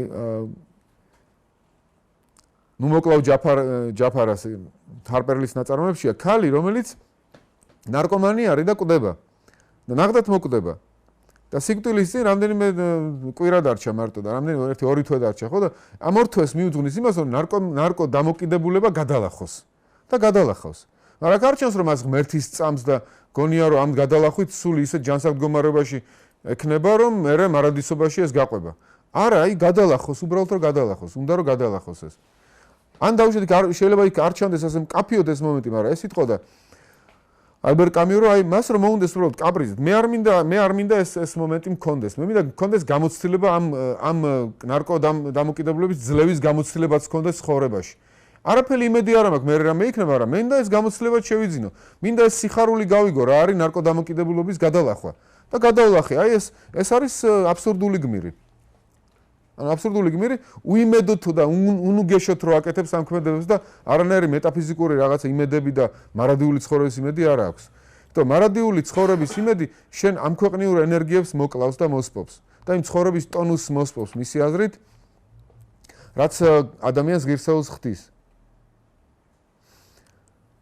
გამოდის მასთან ასეთი რაღაცა უცნაურობაა, რომ ნებისმიერი მეტაფიზიკური სტრუქტურა ბოლო-ბოლო ამცირებს შენს ადამიანობას. ადამიანური რეალობა არ უნდა ითვალისწინებდეს მეტაფიზიკური სტრუქტურის ეგზორციზმს. იმიტომ მეტაფიზიკური სტრუქტურები, ღმერთი, პლატონის იდეები, გამაერთიანებელი რაღაც პრინციპები, პარტია, ჰეგელის აბსოლუტური სული, რაც გინდა, ისტორიის აუცილებლობა, ლაიბნიცის ის აიღე თუ გინდა თეოდიცია, ყველაფერი არის ფიქტიური რაღაცა კომფორტები, რომელსაც ჩვენ ვესწრაფვით, როგორც დოსტოევსკისთან არის, ხო, ფიქტიური კომფორტები, რომელსაც ვესწრაფვით და არ გვინდა ვიცხოვროთ აი ეს ცხადი, ნათელი რაღაცა პურიტანული, როგორ თქვათ, პურიტანული რაღაცა ცხადი და ნათელი, სადა რეალობის განცდა. და გამოდის ახალი ასკეზა შემოაქვს აქ ალბერ კამიუს, ახალი ტიპის ასკეზა. აი ეს ასკეზა არა, რომ დარჩი შემეცნების საზღვრებში. დარჩი იმ საზღვრებში, რაც შენ გესმის. ეს საზღვრები არ გაძლევენ სასწავლებლების უიმედობის გადალახვის საშუალებას, დარჩი ვაშკაცურად უიმედობაში. მაგრამ ნუ გადალახავ ამ საზღვარს. და ეს სიმხდალე არის გადალახო ის საზღვარი, აი წარწმენის ნახტომის გაკეთება. გადასარავი მომენტია მამა სერგიში, ტოლსტოის. ეს მამა სერგი გახდება ბერი. იმიტომ რომ რაღაც გაწმილდება იმპერატორში, თავის შეყვარებულში, გაირკვევა რომ თავისმა შეყვარებულმა თურმე საცოლემ იმპერატორთან ქონია ურთიერთობა და იმპერატორშიც გაწმილდება და თავის საცოლეშიც და მე ამ ნიადაგზე, ამის ნიადაგზე, ამ აღშფოთების ნიადაგზე გახდება ბერი. და ძალიან ისეთი პოპულარული ბერი გახდება, ასკეტი და რაღაც საოცრებებს აკეთებს იქ, როცა საცურის გადალახვა მოუნდება იქ თითს მოიჭრის კიდეც და წმინდა მარტინს მიბაძავს და ეს რაღაცები და ძალიან პოპულარული ხდება, მოარული და ცოცხალი წმინდანი ხდება. და სასწაულებიც ხდება მისი სახელით და ესეთი მდგომარეობაა. და მამა მიდის თავის გიმნაზიის შვილთან ერთად და ეუბნება, ჩემი შვილიო არისო, ათეისტიო და დაელაპარაკეო რა ერთი, აი შენგან რაღაცას გაიგებსო რწმენაზეო და შენგანო იქნება მორჯულდესო. და ეს მამა სერგი ელაპარაკება რწმენაზე, ბიბლიაზე, უმტკიცებს ღმერთზე, სიკეთეზე და ხედავს რომ ეს გიმნაზისტი უსმენს, მაგრამ უსმენს თავაზიანობის გამო. არც ეკამათება, ინდიფერენტული არის. და რაც აი მომენტია რომ ატაცერგი შეშურდება ამ ბიჭის ინდიფერენტულობა. აი წმინდანს შეშურდება ამის ინდიფერენტულობა, რომ შეიძლება გულის სიღრმეში გზნობს რომ მე რატო ვარ წმინდანი? რაღაცა სულმოკლე მოძრაობის გამო ხო არა ვარ წმინდანი. იმის გამო ხო არ გავხდი ესეთი რომ იმ პერიოდში ვერ ამოხსენი ეს დილემა, რომ იმპერატორმა ასეთი რაღაც გამიკეთა, ჩემი შეყვარებული რაღაც თავისთან წაუყვანია, თავისი თანამდებობა გამოიყენა ამისთვის. არ ვაპატიე ჩემ შეყვარებულს, რომელმაც ახსარება მითხრა და მითხრა მაპატიეო და არ ვაპატიე ესეთი სისასტიკე გამოვიჩინა და ჩემს ამ უპატიეულობას, სისასტიკეს, გაბრაზებას მე მოვარგე ბერობის ეს რაღაცა სამოსელი და ვცხოვრობ მე ამ ცხოვრებას, რომელიც ფაქტიურად ჩემი ცხოვრება არ არის და ეს გიმნაზისტი აგერ ინდიფერენტული მისმენს ახლა თავაზიანად მე წავა 1000 რაღაც გააკეთებს, თავის ნებას გააკეთებს, თავის თვითონ რაც უნდა იმას გააკეთებს და მე კიდე შევრჩები ამ წმინდანობას მთელი ცხოვრება, რომელიც ჩემი არ არის. რომელიც დამოკიდებული იყო რაღაც უღირს მოტივზე, შეიძლება უპატიებლობაზე თუნდაც, ან გაღიზიანებაზე, ან გაწმილებაზე, რაღაცა ფრუსტრაციაზე. აი ეს მომენტი აქაც ასეთი მომენტია, რომ უფრთხოდე უნდა ეგეთ კერპებს. ანუ ცხადი და ნათელი ხედვა რაღაც რეალობის. ამ კერპებისაგან უნდა გათავისუფლებდეს. ეს კერპები კვდებიან, როცა შენ ცხადად და ნათლად და სასოწარკვეთილი უყურებ რაღაცას. როგორც ბარათაშვილთანაც კარგად არის, არა ეს მომენტი, რომ ბარათაშვილიც გაწირავს თავის თავს, არა, როცა მერანში ესაა, მე მზად ვარ ვიყო თავგანწირული. მე აღარ ვეძებ ბედნიერებას, ყველაფერი წაიღო, მაგრამ მე მინდა რომ აი თავგანწირული ეს რბოლა იყოს ჩემი ცხოვრების მოდუსი. აი ასე მე ვიტან უბედურებას და არ ვიტყვი ჭეშმარიტებაზე, მანამდე სანამ არ მეცონება რომ ის ჭეშმარიტი არის. არ ჩავეხუტები კვაზი ჭეშმარიტებას, ფსევდო ჭეშმარიტებას და ამითი არ მოვკლავ ცხოვრებას. ჯობია დავტოვო ღიაობა სინამდვილისთვის, ვიდრე კვაზი ჭეშმარიტებას ჩავეხუტო. ნიჩეს ციტატა მოყავს. კამიუს ესეთი მომენტი აქვს, რომ აი ჩვენ უნდა ხელოვნება ხელოვნებისთვის დავიცვათ და გადავართ ამითი ხელოვნებით გადავირჩინოთ თავი ჭეშმარიტებისაგან. რასამოს ამით ნიჩე, რომ ცხოვრება ეს ხელოვნებაა, შემოქმედებითობა და ჭეშმარიტების სახელით შეიძლება ეს შემოქმედებითობა გაგვიუქმონ, დაგვიჩაგრონ, ასე ვთქვათ. საინტერესოა, სარტრი ყველას აკრიტიკებს, ჰუსერლსაც, შესტოვსაც, კირკეგორსაც, კაფკასაც, იმიტომ რომ ისინი მისი აზრით აკეთებენ რელიგიურ ნახტომს ამ ფიქციის მიმართ, რაღაცა რომ კომფორტი შეიძინონ და დაამკვიდრონ რაღაცა ხელსაყრელი სიკეთე. ხელსაყრელი სიკეთე და ჰარმონია, ჰარმონიის იდეა. აღმოაჩენენ თუნდაც აბსურდის გზით ღმერთს და საზრისს. ეს ყველას აგინებს ნიჩეს გარდა. მაგრამ ნიჩესთანაც არის ეს მომენტი, ნიჩესთანაც არის გაგება, რომ მარადიული უკუდაბრუნება იქნება ყველაფრის. ნიჩე არ ურიგდება იმას, რომ ყველაფერი გაქრება. ის ამას ყველაფერი განმეორდება. ცხოვრებას რო ელაპარაკება, დიალოგშია ცხოვრებასთან და ლაპარაკობს ცხოვრება უნდა, შენ მალე უნდა დამტოვო, ხო, მაგრამ ერთი რაღაც უნდა ჩაჩურჩულო ყურში და ჩაჩურჩულებს. რა ჩაჩურჩულებს? რა თქმა უნდა, იმას ჩაჩურჩულებს, რომ ეს ყველაფერი დაბრუნდება მარადიული და ისევ იქნება და ისევ იქნება. ანუ ნიჩე თვითონ მიდის ამ რაღაც მეტაფიზიკურ სტრუქტურამდე. ამას არ ხედავს, რატომ ეს არ ხედავს, ეს კამიუ არ ხედავს ამას. რაღაც იმდანაც უყვარს ნიჩე, რომ ამისგან თავისუფლებს ნიჩეს, არ ვიცი, რამდენად გულწრფელად, არ ვიცი, მაგრამ ასე აკეთებს. მაგრამ აი ეს არის მასთან თავისუფლების ტვირთის ცხოვრება. თავისუფლება, ეს ვაჟკაცობა და ვნება. თავისუფლება, ვაჟკაცობა და ვნება დაისადგურებს მარტო იქ, სადაც არის უიმედობა. სადაც უიმედობა არ არის, იქ ეს არ იქნება. იქ იქნება მეტაფიზიკური ბალიშები, რომლებიც მას თურად მიგვაყნობინებენ თავს. რა არის საინტერესო? კამიუ ფიქრობს ასეთ რამეს, რომ შესაძლებელია არსებობდეს ქრისტიანული აბსურდი. ქრისტიანით შეიძლება ცხოვრობდეს აბსურდსო. აი ამ თემას არავითარებს, მე ძალიან მაინტერესებს აი ეს თემა. რას გულისხმობს ამაზე? ევანგელие შეიძლება სახარება წავიკითხოთ როგორც აბსურდული ტექსტი, ამ გაგებით აბსურდი. რომ არ გაძლევს ზამზარეულ პასუხებს და ტოვებს დაძაბულობაში, უიმედო დაძაბულობაში რაღაც სივრცესთან და მარტო იმას გათქვენებს, რისი თქმაც შენი პატიოსნება გაძლევს უფლებას რისი თქმისაც. აი ეს რას ამობს, რას გულისხმობს ამაში, რომ შეიძლება იყოს ქრისტიანი და აბსურდისტი, არ ვიცი, მაგრამ ძალიან საინტერესო თემაა, მაგრამ ამას ამტკიცებს, ამას ეს შეიძლება ასე იყოს. ეს არა, ეს დიდი აფეთქებაა, რასაც ესე გთავაზობს. აი მოგიყვანთ მაგალითს. ჟან-პოლ სარტრის ესედან ეგზისტენციალიზმი ჰუმანიზმი, ეგ ორი ქალის მაგალითი მიყავს. ერთი ქალი ქმრის ერთგულებას ინარჩუნებს, მეორე ქალი კი მიყვება თავის შეყვარებულს და ტოვებს ქმარს.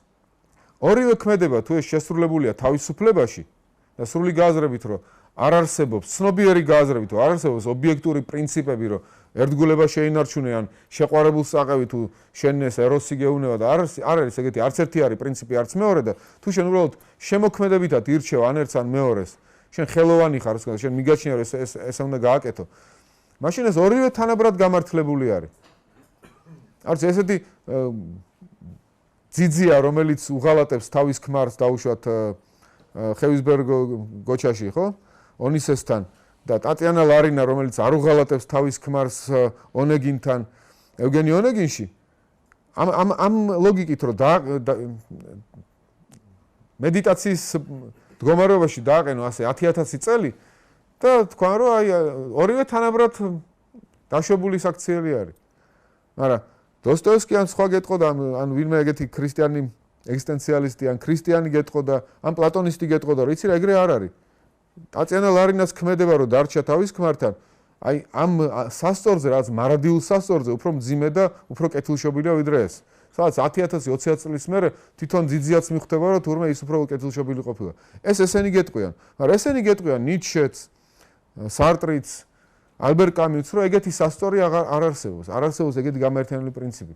ყველაფერი ამგვარად შენ შეგაქვს საზრისი ყველგან. თუ საზრისი არსებობს, ის მარტო ადამიანური საზრისია. და რახან ადამიანური საზრისია, ის შენი საზრისია და არა საყოველთაო.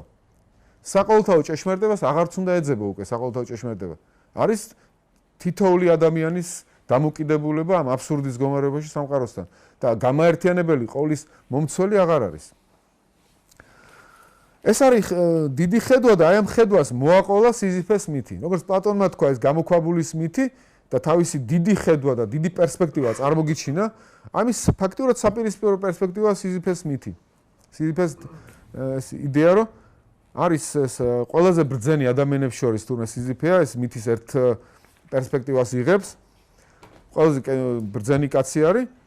ამიტომ შეპირდა მამას რომ დაუბრუნებდა იმ ქალიშვილს, რომელიც ზევსმა მოტაცა, ოღონდ იმის ფასად რომ ის წყალს გაიყვანდა ქალაქში. ანუ მიწიერი განზომილება მან თავად რაღაცა ჩათვალა. თუნდაც ზევსის რიცხვა მოეწია ამის გამო თავზე. მას ზევსის რიცხვა არ აინტერესებს, მიწა აინტერესებს. მიწა არის ცხოვრების საზრისი. მიწის იქით არაფერი არ ესმის. რაც არ მესმის, ის არც მაინტერესებს. ამიტომ მიწაზე უნდა შედგეს ყველაფერი. ის რას აკეთებს? თავის ცოლს დაავალა რომ მე რომ მოვკვდები არ დამმარხო. ანუ გამწირე ჯოჯოხეთის და შეამოწმა ამითი ცოლის ერთგულებაო. ცოლმა არ დამარხა მართლა და მე ჰადასიდან გამოუშვეს რომ დასაჯე შენი ცოლიო და დაბრუნდა მიწას და იმდენად მოენატრა ეს ყველაფერი ცხოვრება აღარ დაბრუნდა უკან. და მე ძალით შეაბრუნეს უკან, სადაც ქვა ელოდებოდა და ეს ქვა უნდა ზიდოს მე მარადიულად ამ თაზე და ამ საშინელ ტკივილებში და ტანჯვაში აქვს ეს ქვა მწვერვალზე და მე ეს ქვა დაგორდება და ჩამოდის მწვერვალიდან. აი კამიუს აინტერესებს ეს მომენტი, როცა სიზიფე ჩამოდის მწვერვალიდან. როცა ის აღარ არის ამ ძალისხმევაში, სადაც მისი ცნობიერება გათიშულია ფაქტიურად, ის მიდის თაზე უნდა აიტანოს ქვა, მაგრამ ბრუნდება უკან, მას ცნობიერება ირთვება ისევ და უცებ ხედავს რომ ეს ქვა კიდე უნდა ავიტანო, ეს გამოუვალი მდგომარეობა, სულ ასე უნდა ვიარო. და ის იღებს ამას, მაგრამ იღებს თავისებურად. ის ამის მონა არ არის, ის იღებს ამას, ყოველ შეუძლია დაცინოს თავის ბედს, ანუ ის ასრულებს ამ ბედს, მაგრამ ამ ბედზე მაღლადგება. ის ამ გარდაულობას იღებს, იმიტომ ამ გარდაულობაში საზღვრებში არის მარტო, მაგრამ ამ გარდაულობაში რახან არის და შეუძლია ამ გარდაულობას შეხედოს თავისებურად. თვითონ მართოს ეს გარდაულობა. თქვას რა მოვლენები რაც კი ამას უძღოდა წინ, ყველაფერი თავისი დაგეგმილი იყო. არაფერი განსაზღვრელი რაღაც მეტაფიზიკური პრინციპი არ განსაზღვრავდა ამას და რაც მოიწია თვითონ თავისი ნებით. თუ არ იყო არაფერი, რაც მისმაგივრად ამას გააკეთებდა. ყველაფერი თვითონ დაგეგმა, თვითონ გააკეთა, თვითონ მოიმკო ეს შედეგი. ამიტომ ბოლო-ბოლო თავისი დამოკიდებულობით ამ ქვასთან ის ლოცავს ამ ყველაფერს და ამას ყველაფერი კარგია. მე ბედნიერი ვარ. ანუ ისი მითი რომ იღებს ამას და ცხოვრობს ამ აბსურდულ დაძაბულობას, სიზიფე ბედნიერი არის. ოღონდ ჩვენ უნდა ჩავთვალოთ სიზიფე ბედნიერად, რომ ასე ამთავრებს სარტრი ამ ესეს, მაგრამ უნდა ჩავთვალოთ სიზიფე ბედნიერად, ესა კითხვა. ჩვენ ის კი ამბობს, შეიძლება უნდა ჩავთვალოთ ბედნიერად, მაგრამ არის თუ არა სიზიფე ბედნიერი? თუ არ გაქვს ჭეშმარიტება, შეიძლება თუ არა რეალურად ბედნიერი იყოს. შეიძლება თუ ტრაგიკული კი იქნები, მაგრამ ტრაგიკულობა და ჰეროიზმი ნიშნავს თუ არა ბედნიერებას. ცოტა გავს არა? წინა საუბარზე ვახსენეთ ემანუელ კანტი. ემანუელ კანტთან არის რომ შენ იყავი ზნეობრივი, ოღონდ ნუ გექნება იმედი რომ ამ ზნეობისგან ბედნიერებას მიაღწევ. ამ ცხოვრებაში შენ იყავი ღირსი ბედნიერებისა, მაგრამ ბედნიერი არა. ამ ზნეობით იქნები ღირსი ბედნიერების, მაგრამ ბედნიერი არა. მაგრამ კანტს აქვს ეგეთი ინტუიცია, განცდა რომ აუცილებლად მარადისობაში იქნება ბედნიერებაც, იმიტომ რომ სხვანაირად შეუძლებელია. სამყარო არ უნდა იყოს მოწყობილი. მე თუ მაგ ნოსტალგია ბედნიერების მიმართ არის რეფერენტი ამ ნოსტალგიის. ესე იგი ღმერთი არის კანტისთვის. ამისთვის არის ნოსტალგია ბედნიერებისკენ, მაგრამ რეფერენტი ამ ნოსტალგიას არ აქვს. სექსუალური სურვილი გაქვს და სექსუალური სურვილის რეფერენტი არის. შიმშილის სურვილი გაქვს და შიმშილის რეფერენტი არის საჭმელი, მაგრამ ნოსტალგია ბედნიერებისკენ არის, სწრაფვა ბედნიერებისკენ, მაგრამ რეფერენტი ამ ბედნიერების არ არის. და შენ უნდა გაუწორო თვალი ამ ფაქტს, რომ ეს რეფერენტი ბედნიერების არ არის და იცხოვრო ვაჟკაცურად ესეთი მდგომარეობა და ბედნიერი იყო ამითი. რაც პარადოქსი არის. ესეა თუ არ არის ესე? აი საინტერესო ესაა საკითხი არა? უნდა ეთანხმები თუ არა მას შინაგანად.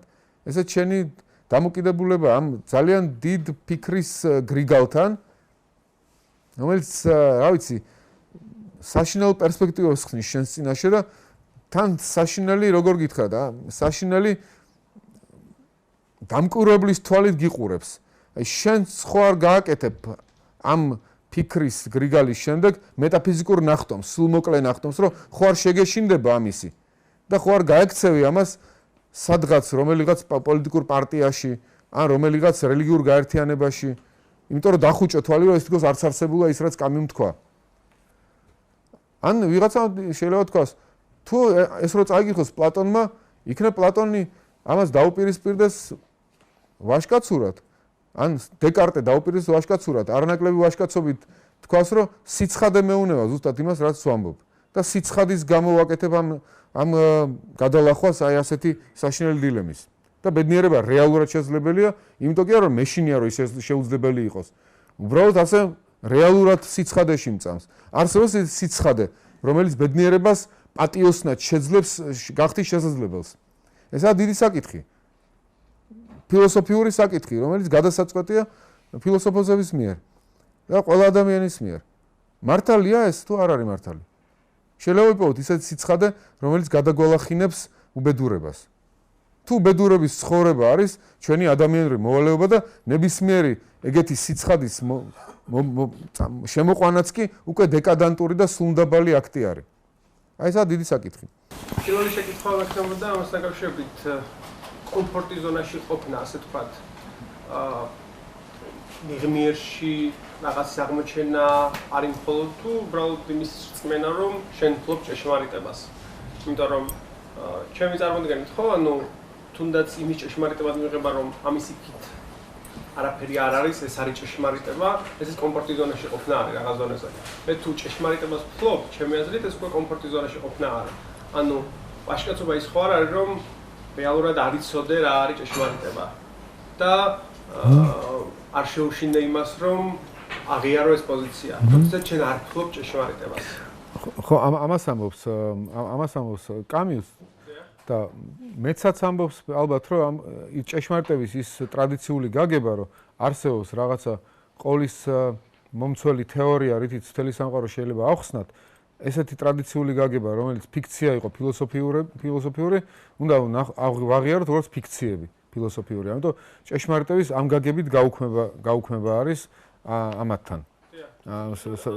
კამიუსთან. თუ არა რომ რეალურად რასაც მე ვამბობ, ხო, რომ ანუ მხოლოდ ლოგიკაში რაც არის, ხო, ანუ ეს არის ასე ვთქვათ, რეალობა, სხვა ყველაფერი არარეალურია, ულოგიკოა, იმიტომ რომ არა, ის არ ამბობს, რომ სიმართლეები არ არსებობს და მეცნიერება არ არსებობს.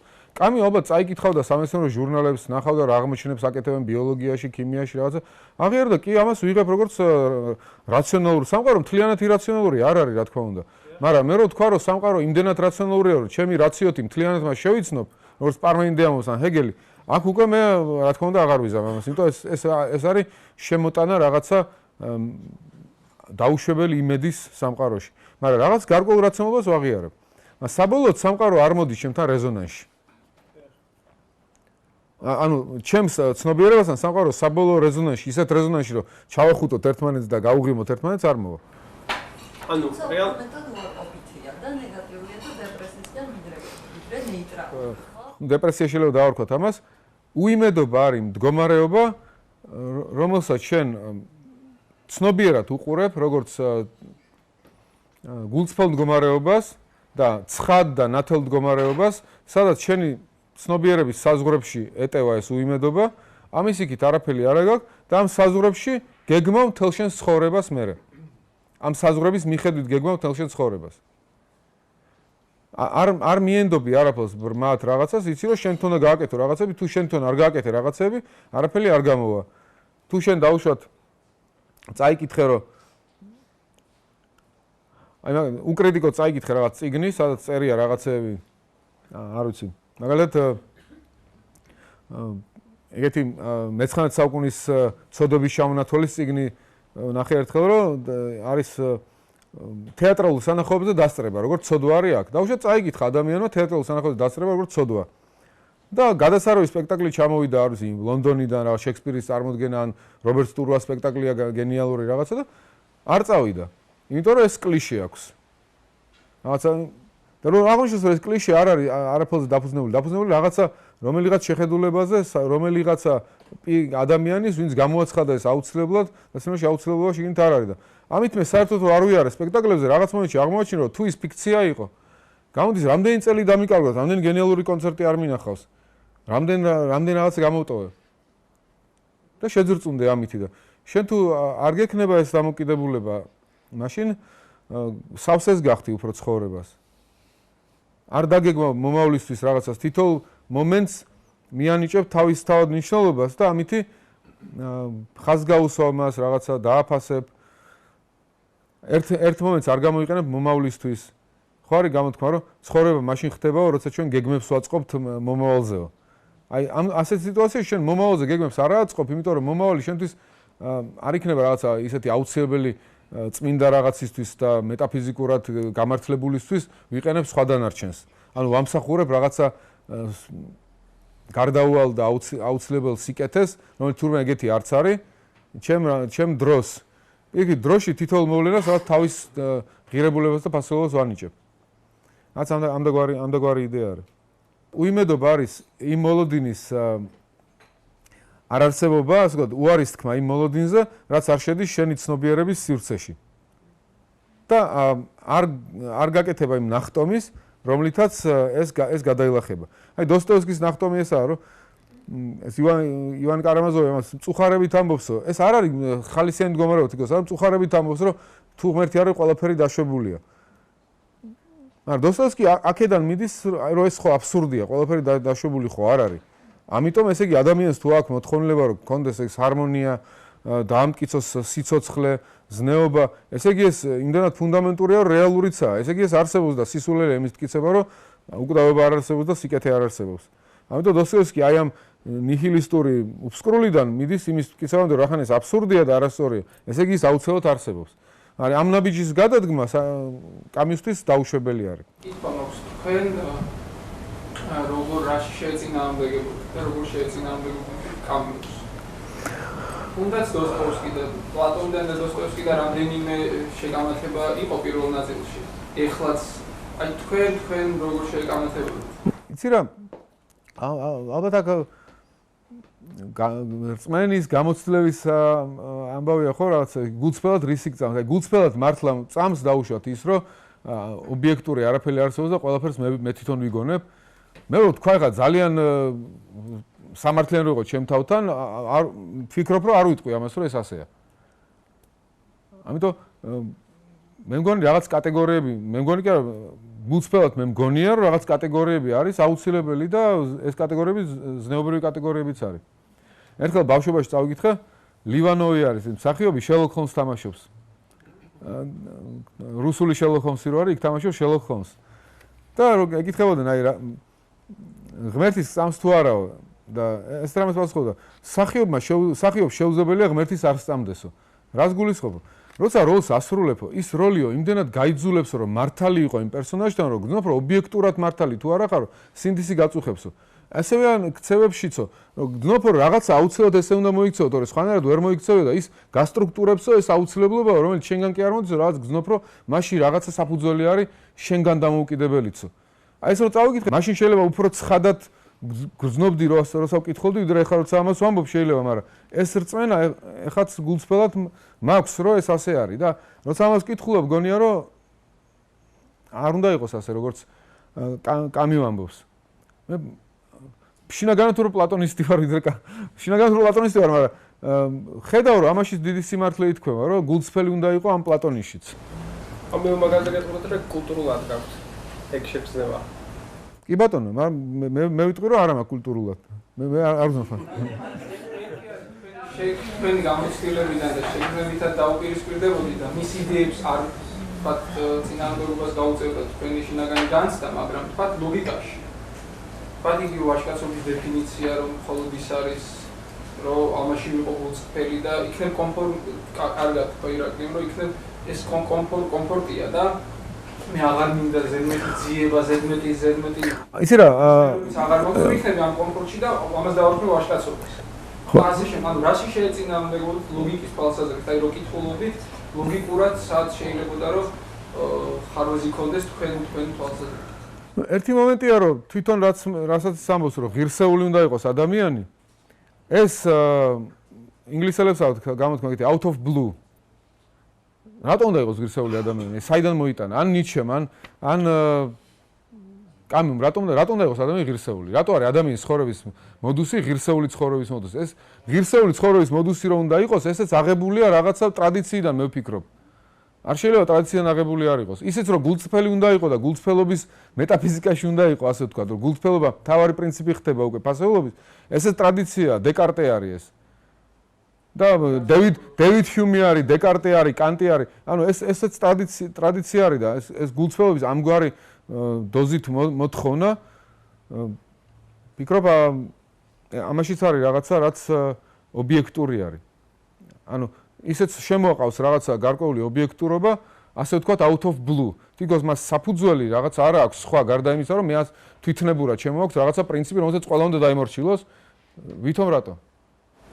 მაგრამ ხო არ ამბობს რომ უნდა დაემორჩილოს, ამბობს რომ ყველამ უნდა იცხოვროს ეს. ანუ შენ გიყურებს როგორც უღირს უკვე, თუ ასე არ ახარ. ანუ შენ ნაკლებად ადამიანი ხარ პრინციპში, თუ ასე არ ახარ. ადამიანის ცხოვრების მოდუსით არ ახარ მაშინ. ეს კი შენ გისაზღვრავს მაინც ადამიანის ცხოვრების სტრუქტურას, როგორ უნდა იყოს ნამდვილი ადამიანი. ანუ ის ხო ამბობს ეს რაღაცა, რომ რადგანაც ცარილია, მოდი ღირსეულად ვიცხოვრო. რატო ღირსეულად? საიდან მოიტანე სიტყვა ღირსეულად? საიდან მოიტანე ეს საერთოდ?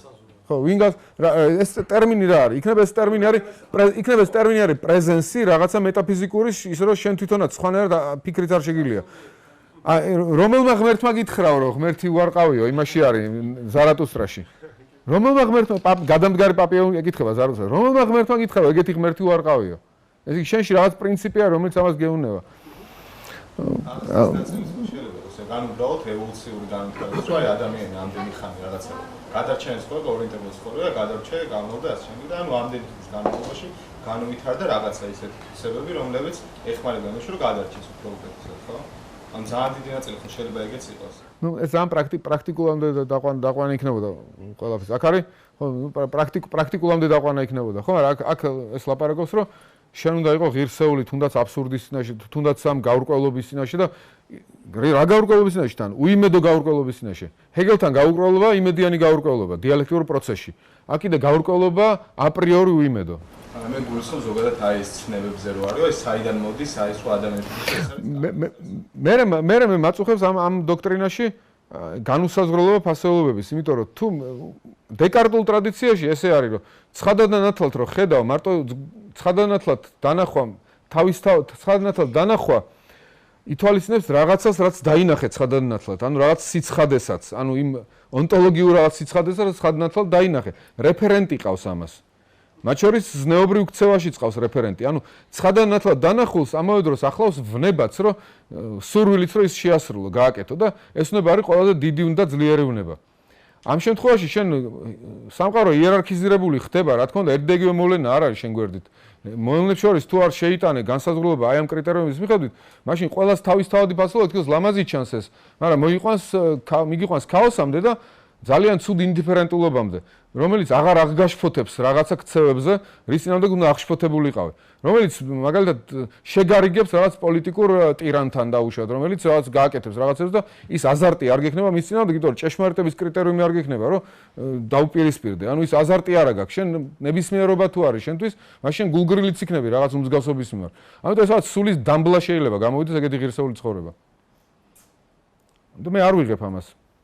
აჩინაგანი ანტიპატია მაქვს რაღაცების მიმართ აქ, მაგრამ შეიძლება ვერ გამოვხატო ეს ჯერჯერობით ფილოსოფიურად, იმიტომ რომ კი გამომაცხადა აქ დავითმა ფილოსოფოსად, მაგრამ მე უფრო ფილოლოგი ვარ ჯერჯერობით, ვიდრე შემილია კამიუს დონეზე კამიუს ეკამათო. ეს ძალიან გამიჭირდება. რა თქმა უნდა, მე კამიუს არ ვკითხულობ როგორც ბიბლიას და კითხავს უსვა, მაგრამ კამიუს დონეზე უარყო კამიუ, კანტი უნდა ვიყო მეორე, ეს რო გავაკეთო, ხო? რამდენად შეიძლება ჩავთვალოთ ხელოვნება, ვთქვათ, კომფორტულ ზონად და სამყაროს აბსურდულობისგან თავის დაღწევად. იგივე მწერლობა და ვთქვათ ფილოსოფიაც რა. ხელოვნება? ნუ ხელოვნებას და ფილოსოფია. რა თქმა უნდა, ეს არის ფილოსოფიაც, ხელოვნებაც კამიუსის ერთდეგივე განზომილებაშია. ფილოსოფია დამოკიდებელი კი არა აქედან. მისი აზრით, კანტიც არის ხელოვანი და ქმნის ამ თავის კატეგორიულ იმპერატივებს, რომ რაღაცნაირად მიესადაგოს თუ რაღაცნაირად აიტანოს ეს ცხოვრება, რომელშიც არის, მაგრამ ვერ ამახსოვს. ნებისმიერი ფილოსოფოსის დოქტრინა მისი აზრით არის მისი პირადი დოქტრინა და არ არის დამოუკიდებელი მისი პიროვნებისაგან და მისი ფსიქოლოგიისაგან. ნიჩეს იმეორებს აქ კამიუ. ნიჩე მეც არაფერს არ ამბობს. კეთილის და ბოროტის მიღმა ამბობს, რომ ნებისმიერი მეტაფიზიკური ფილოსოფიური დოქტრინა ბოლო-ბოლო ფილოსოფოსის ფსიქოლოგიიდან მომდინარეობს. რაღაცა მისი ცხოვრებისეული ხიჭვისგან, რაღაცა ცხოვრებისეული კონკრეტული პრობლემისაგან. ესეც ამას ამბობს, ხელოვანიც ამას აკეთებს. ხელოვანი ვაჟკაცურად უნდა გადალახოს, იცის რომ შექმნის ხელოვნურ ნაწარმოებს, რომანს დაწერს, მაგრამ ეს რომანი კი არ ახსნის სამყაროს საბოლოოდ. ის რომანი უბრალოდ გამოავლენს სამყაროს მრავალფეროვნებას, გაამდიდრებს შენს ცხოვრებას, შენს გამოცდილებებს. რომანი შენი გამოცდილებების ასპექტი უნდა იყოს, მაგრამ ვერც ერთი რომანის დასრულების მერე არ უნდა თქვა შენ, რომ მორჩა მე ამოხსენი სამყარო და აგერ ჩაიხუტეთ ეს ფასეულობები და აცდამარეს უკუნითამდე ასე იცხოვე და კარგად იქნება საქმე. არა, ყოველი ახალი ნაწარმოები შენი ახალი მსოფლმხედველობა იქნება და ახლებური დანახვა და ახლებული განცდები რეალობის. და ერთ განცდას მეორეზე პრიმატი არ ექნება. ერთ-ერთი პრიმატია გულწრფელი უნდა იყო. და იდეების გამო არ უნდა წერო რომანი. შენ თუ იდეების გამო წერ რომანს, წინასწარ იცი, მე ხა გამოვიყვან ისე რომ ის ადამიანი, ვინც ცოლს არ უღალატა, უფრო კარგი ადამიანია და ეს ვიცი ისედაც და ამას გამოვხატავ მე რომანში პერსონაჟებით, ეს იქნება ცუდი რომანი. შენ და გამოვხატოთ რომანი თითოეულ ამ კონკრეტულ ვითარებაში და ვინ როგორ წარმოაჩენს თავს ისე. ძიძიამ ასე წარმოაჩინა, ტატიანა ლარინამ ასე წარმოაჩინა, ვერ იტყვი რომელია მათ შორის უკეთესი და მორალიზატორი არ ახარ. შენ რომანში ქმნი რაც სიტუაციებს, შემოქმედება ეს თავისუფალი შემოქმედება არის. რომანი ჩემ გეხარ აბსურდში. აბსურდი არის დაძაბულობის ველში ყოფნა, სადაც აღიარებულია, რომ სამყაროს ვერ ამოხსნი. ვერც ერთი რომანი და ვერც ერთი გამოხატულებით ხელოვნების ნიმუში იქნება თუ ფილოსოფია. გავს, რასაც ქრისტიანი ეგზისტენციალისტები აკეთებენ, კირკეგორიც ამბობს ამას, რომ არ არის სქემა ცხოვრება, არც ერთი სილოგიზმი ცხოვრება არ არის. მაგრამ კირკეგორი რახან ამ მიდის ამ რაციონალობის შეზღუდულობის აღიარებამდე ამბობს, რომ გადალახვა უნდა იყოს, ეს გადალახვა არის ზერაციონალურ დონეზე.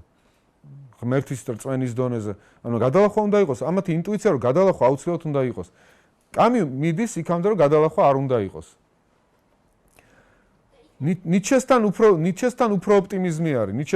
ნიჩესთან მეგონი მეტი ოპტიმიზმია. ნიჩეს ამბობს, რომ მაინც სიხარული და მხიარულება იქნება. აი იქნება და იქნება. მიუხედავად იმისა, რომ მეტაფიზიკურად არ არის, მეტაფიზიკა აღარ არის, მაგრამ მაინც სიხარული ვიმხიარულებ და ვარსკვლავები მაინც ანთია. ჩემი ვარსკვლავი მაინც ანთია და რაც არ უნდა ის წინასამეტყველის სული მეუბნება რომ თუ ღმერთი არ არის ხო ყველა ვარსკვლავი ჩამქრალია თუ მარადიული დაბრუნება ესე იგი ვარსკვლავი აღარ არსებობს ნიჩე ამბობს აი არის მაინც ვარსკვლავები მე შენ ჩაგძირავ ჩემს ხიარულებაში მაინც საიდან ეს ხიარულება არ ვიცი იქნება აბსურდის განსხვავებული ფიქცია და ჩვენ სისულელზე მივუთითებს რომ რაღაცა დამყოლების ენაში გვაქვს აბსურდის განსხვავებული ხო ეს არის ნიჩესთანაც და კამიუსთანაც რახან არის ეგეთი უიმედობა მარტო აქ შეიძლება გაბრწყინდეს შენი ღირსეულობა მაგალითად მაკმერფის რო აჩვენო ის ბეისბოლის მატჩი მას გაუხარდება მაგრამ ეს სიხარული არ იქნება ის სიხარული რომელიც მას ჰქონდა როცა საერთოდ არ იყო ტელევიზორში არაფერი და თვითონ შექმნა ბეისბოლის მატჩი და იქნება მაგაში ვწდებით ადამიანები რომ არარეალურის ну ქრისტიანი გეტყვის რა თქმა უნდა ვწდები იმიტომ რომ ღმერთმა შექმნა შენი აზროვნების კატეგორიებიც ღმერთმა შექმნა მას რაღაც თავისი ზღვარია ღმერთი უფრო მეტია ვიდრე შენი აზროვნების კატეგორიები ის შენზე ზრუნავს და შენს სწრაფოს ბედნიერებისკენ ცხადია რეფერენტი ყავს იმიტომ რომ ვინ შექმნა იმან ბედნიერების შექმნა ქრისტიანი დაუპირისპირდება ამას მაგრამ მისთვის ეს არის არასწორი იმედების დამყარება დასავლურ ცივილიზაციაში ამას ჰქონდა დიდი წანამძღვრები იმდენმა ბოროტმა გააკეთა საძაგელი საქმეები ქრისტეს და ჭეშმარიტების სახელით რომ უკვე გაჩნდა ზოგადი პოზა სკეპტიკური ყველაფრის მიმართ ვაი თუ ახალი ქრისტეს სახელით კიდე ახალი რაღაცა კერპი არ ჩამახუტონ ამიტომ მე ვდგები ეჭვის პოზაში ყველგან და ყველაფერში ეს შეიძლება ეს ძალიან ცუდი მდგომარეობა არის და ეს არ არის ადამიანის ბუნებრივი მდგომარეობა ადამიანის არ არის იქნება ესეც სიმხდალე არის რომ მე უარი ვთქვი ჭეშმარიტებას იმიტომ რომ ამდენი გაწმილება მქონდა და ვაი თუ სულ გაწმილება მექნება ჭეშმარიტებაზე არ სობრალი ჩავთვალთ რაც ჭეშმარიტება არ ვიცი რაღაც დამკოლება და ანუ ამას ვებრძოლო რომ გადაილახოს და მე გაქრება აბსურდის განსადა იქნება ეს უფრო სისუსტეა რომ მე გამოვაცხადო რომ არ სუსტი არაფერს არ ვიძებ დღეიდან და ჩემ გავკოლობაში ხო თუ ბედნიერებას ვთქვა თუ არ ახარ უნდა შექმნა რაღაცნაირად უნდა ეციო რაღაც ხო თუ გაჩერდი ერთ ადგილას ეგეც ფიქცია ხო შენი უსუსულობა ხო მაგრამ არაბუნებრივია ჩემი არის წაიგითხე შოთა რუსთავის ზოებსყავსანი ავთანდილმა რომ ფსიქოთერაპია ჩაუტარო სტარიელ ნესტანი შენ არ ჭირდება ბედნიერი ისედაც ხარ და რაღაცა და ყველაფერი კარგად იქნება ქაჯეს ციხე არ გვინდა არავიღოთ არაფერი რა მოდი შენ ღირსეული მაშინ გქონდა ნესტანზე საერთოდ უარ სიტყვი და იტყვი ნესტანი არც არსებობდა რაღაცა არაბუნებრივი არის მე მგონი სხვა კეკამირაკლის კეკამირაკლის სხვა პრეტექსტი და სხვა კუთხე მე რომ ანუ ის მომენტი კი არა რომ მე ნესტანი არ უნდა პროექტი მე მინდა და ვიბრძოლებ იმის სამოქმედები ან ვიბრძოლებ ის მომენტი კი არა რომ მე სუსტი ვარ და მე მინდა იმის ასე თქვა ჩემს გვერდზე იყოს მაგრამ ვერ ვიბრძოლებ დღეს და ამის გამო აბსურდის განსახონს ამ იბრძოლ მესმის გაიმარჯვა ან მოგვი საერთოდ მაშინ მესმა ეს ფიქრობს ასე რაღაცას რომ შენ მოდი რახან ცნობიერება გულწრფელად არ გეუნება იმას რომ შეიძლება გადალახო ეს კონფლიქტი შენსა და სამყაროს შორის და შენ და სამყაროს შორის დიდი ღიაობაა და ეს ღიაობა აპრიორი გადაულახავია იმიტომ რომ არაფერი არ გეუნება რომ გადალახვადია არაფერი არ გეუნება ამიტომ შენ ყველაზე კარგად მაშინ იცხოვრებ თუ ჩაიხუტებ უბედურებას და გააგრძელებ ასე ცხოვრებას. ყველაზე ძლიერი აბჯარი, კირკეგორი ამბობს ამას, არის აბჯარი შეკერილი ცრემლისგან. ანუ შენ თუ გაწირე შენი თავი ცრემლისთვის, სულ ცრემლებით ხარ, მაშინ ვერანაირ უბედურება ვერ მოგერავენ, იმიტომ შენ უკვე უბედურებაში დგახარ. ჩემს ყველაზე უკანტახევა ის მომენტია, რომ მეტი რაღა უნდა მოხდეს, როცა ძირს ვარისეცაც ხო? ხო, არის ერთი ქრისტიან წმინდანზე არის ეგეთი გადმოცემა ჰაგიოგრაფია. სილვან ათონელზე რომ კრიზისში იყო და რა ვქნაო და ეგეთი გამოცხადება ქონდა იდექი ჯოჯოხეთშიო და იმედი არ დაკარგოო. რაც ამდაგვარი ეს ძალიან ეგზისტენციალური დამოკიდებულებაა, ვინც ეს დაწერა ეს ჰაგიოგრაფია სილვან ათონელზე, ითვალისწინებდა აი ამ ეგზისტენციალურ გამოცდილებებს. ამიტომ თქვა ესეთი რაღაცა. ამიტომ შენ უნდა მზად იყო, გადაიტანო უბედურება და ეს ვაშკაცობა გქონდეს ამისი, რომ შეხედო რეალობას როგორც ის არის. ეგეც ფიქცია ხო არა? ნუ ეგეც ფიქცია ამათვის არ არის ფიქცია, მაქსიმუმ ესა კრიტერიუმი ყველაფრის. ფიქცია და პიროვნულია ადამიანები შეიძლება იცი რა ამაში ითქვა დიდი ჭეშმარიტება რომ შენ უნდა იყო გულწრფელი იმაში რასაც ხედავ და რასაც ამბობ და რასაც აკეთებ და როგორც არეგულირებ შენს ცხოვრებას. საქმე რაში არის რომ ცხოვრებას როგორ წარმართავ. ანუ წახვალ თუ არა თეატრში, ჩააბარებ თუ არა უნივერსიტეტში დაუშვათ, მოიყვან თუ არა ცოლს, რა ვიცი, აი ასეთი ფუნდამენტური რაღაცები დგას, ამათი საკითხი დგას, შენ როგორ იქნები გულწრფელი თუ არ იქნები გულწრფელი. სხვის ცხოვრებას იცხოვრებ თუ შენ ცხოვრებას იცხოვრებ. შეიძლება წმინდანი გახდე, როგორც ილიას განდეგილი და აღმოაჩინო, რომ არ ახარ გულწრფელი. ამიტომ ესენი დიდ სიმართლეს გეუნებიან, დეკარტედან მოდის, რა თქმა უნდა, ეს არ არის კამიუს მოგონილი არ არის, არც ნიჩეს მოგონილი არ არის, არც დევიდ ჰიუმის მოგონილი არ არის. პრინციპში არც დეკარტეს მოგონილი არ არის, ნუ ეს დიდი განმავლობელი ტრადიცია, რომელიც ატმოსფეროში იდგა და რენესანსიდან წარმოვიდა, რომ შენ უნდა განსაზღვრო ჭეშმარიტება, მაგრამ ეს უკვე ახლა ეს ჯინი გამოშვებული ევროპულ ცივილიზაციაში. ამ ჯინის გარეშე უკვე არაფერი არ არის. ილია ჭავჭავაძეც არ არის ამის გარეშე. ილია ჭავჭავაძე გადასარევი ლექსი აქვს ეგეთი იმაში 20 წლის ილია ჭავჭავაძეს, რომ აი დემონიო, ურწმუნობის დემონიო დამიდგავსო საწამლავით სავსე ფიალასო და არ ვიცი დავლიო თუ არაო და მაგრამ რო არ დავლიო, იქნებ ამითი დავაშავებ რამესო, იქნებ ღმერთს უნდა რომ გამომცადოს ამ ურწმუნობითაცო. რას გულისხმობს, რომ მე განათლებას ვიღებ, ეხლა და უამრავ რაღაცას ვკითხულობ, ისაც რაც საერთოდ არ ჯდება კატეხიზმში, რაც ყვარელში და თბილისში მასწავლეს დაუშვათ, სადაც ბავშვობაში რაც ვსწავლობდი და სხვა ინფორმაციას ვიღებ, სხვა რაღაცებს ვიღებ. თუ არ გავეხსენი ამას, თუ დაუხურე ჩემი გული, ხო? კი მექნება ეს რწმენა, მაგრამ მექნება ცუდი სინდისით უკვე. რაღაცებს არ გავეხსენი, რაღაც კითხვებზე არ უპასუხე და იქნება არ არის საჭირო ცუდი სინდისით იგივე რწმენა რომ მქონდეს, მე არ ვიქნები ევროპელი ადამიანი. ევროპელ ადამიანს უნდა ქონდეს კარგ სინდისში ის რწმენაც, რომელიც ილიამ არ დაკარგა მე, მიუხედავად იმისა, რომ ჩაერთო იმ სწავლაში. მაგრამ უკვე ეს რწმენა აქვს ახალ დონეზე, არა ის მხდავს, ვინც არ ისწავლიდა და ისე დაიტოვებდა. ესე იგი სადღაც ქმედება ქმედებისთვის და არა შედეგი. გარკვეული აზრით გულწრფელობა წარმოჩინდება დასავლურ ცივილიზაციაში როგორც მეტაფიზიკური პრინციპი, რომელიც მანამდე ასე არ იყო. მანამდე რა გწამდა უფრო მნიშვნელოვანი იყო, ვიდრე ის როგორ გწამდა და ეხლა გახდა როგორ გწამს პრინციპული მნიშვნელობა, ვის წამს და რატო წამს და შენ ცხოვრება როგორ არის ამ წმენასთან, ეს გახდა მთავარი. და სულ არ გწამდეს მთავარია იყო. თუ სულ არ გწამს და ეს გულწრფელობის ეს კრიტერიუმი ესეთი გაგდა, ეს ამას გაჩვენებს, მაშინ შენ ღირსეული ადამიანი ხარ, როცა აი ამ საზღვრებში რჩები და არა იმ მაშინ როცა შენ ამბობ რომ ისეთი შემაძრწუნებელია ასე ყოფნა ამ მდგომარეობაში გაჩერება რომ მე მირჩევნია წავიდე პირველივე რელიგიურ ორგანიზაციაში სადაც ეს მომეხსნება ვიდრე გავძლო ასეთ მდგომარეობაში ყოფნა.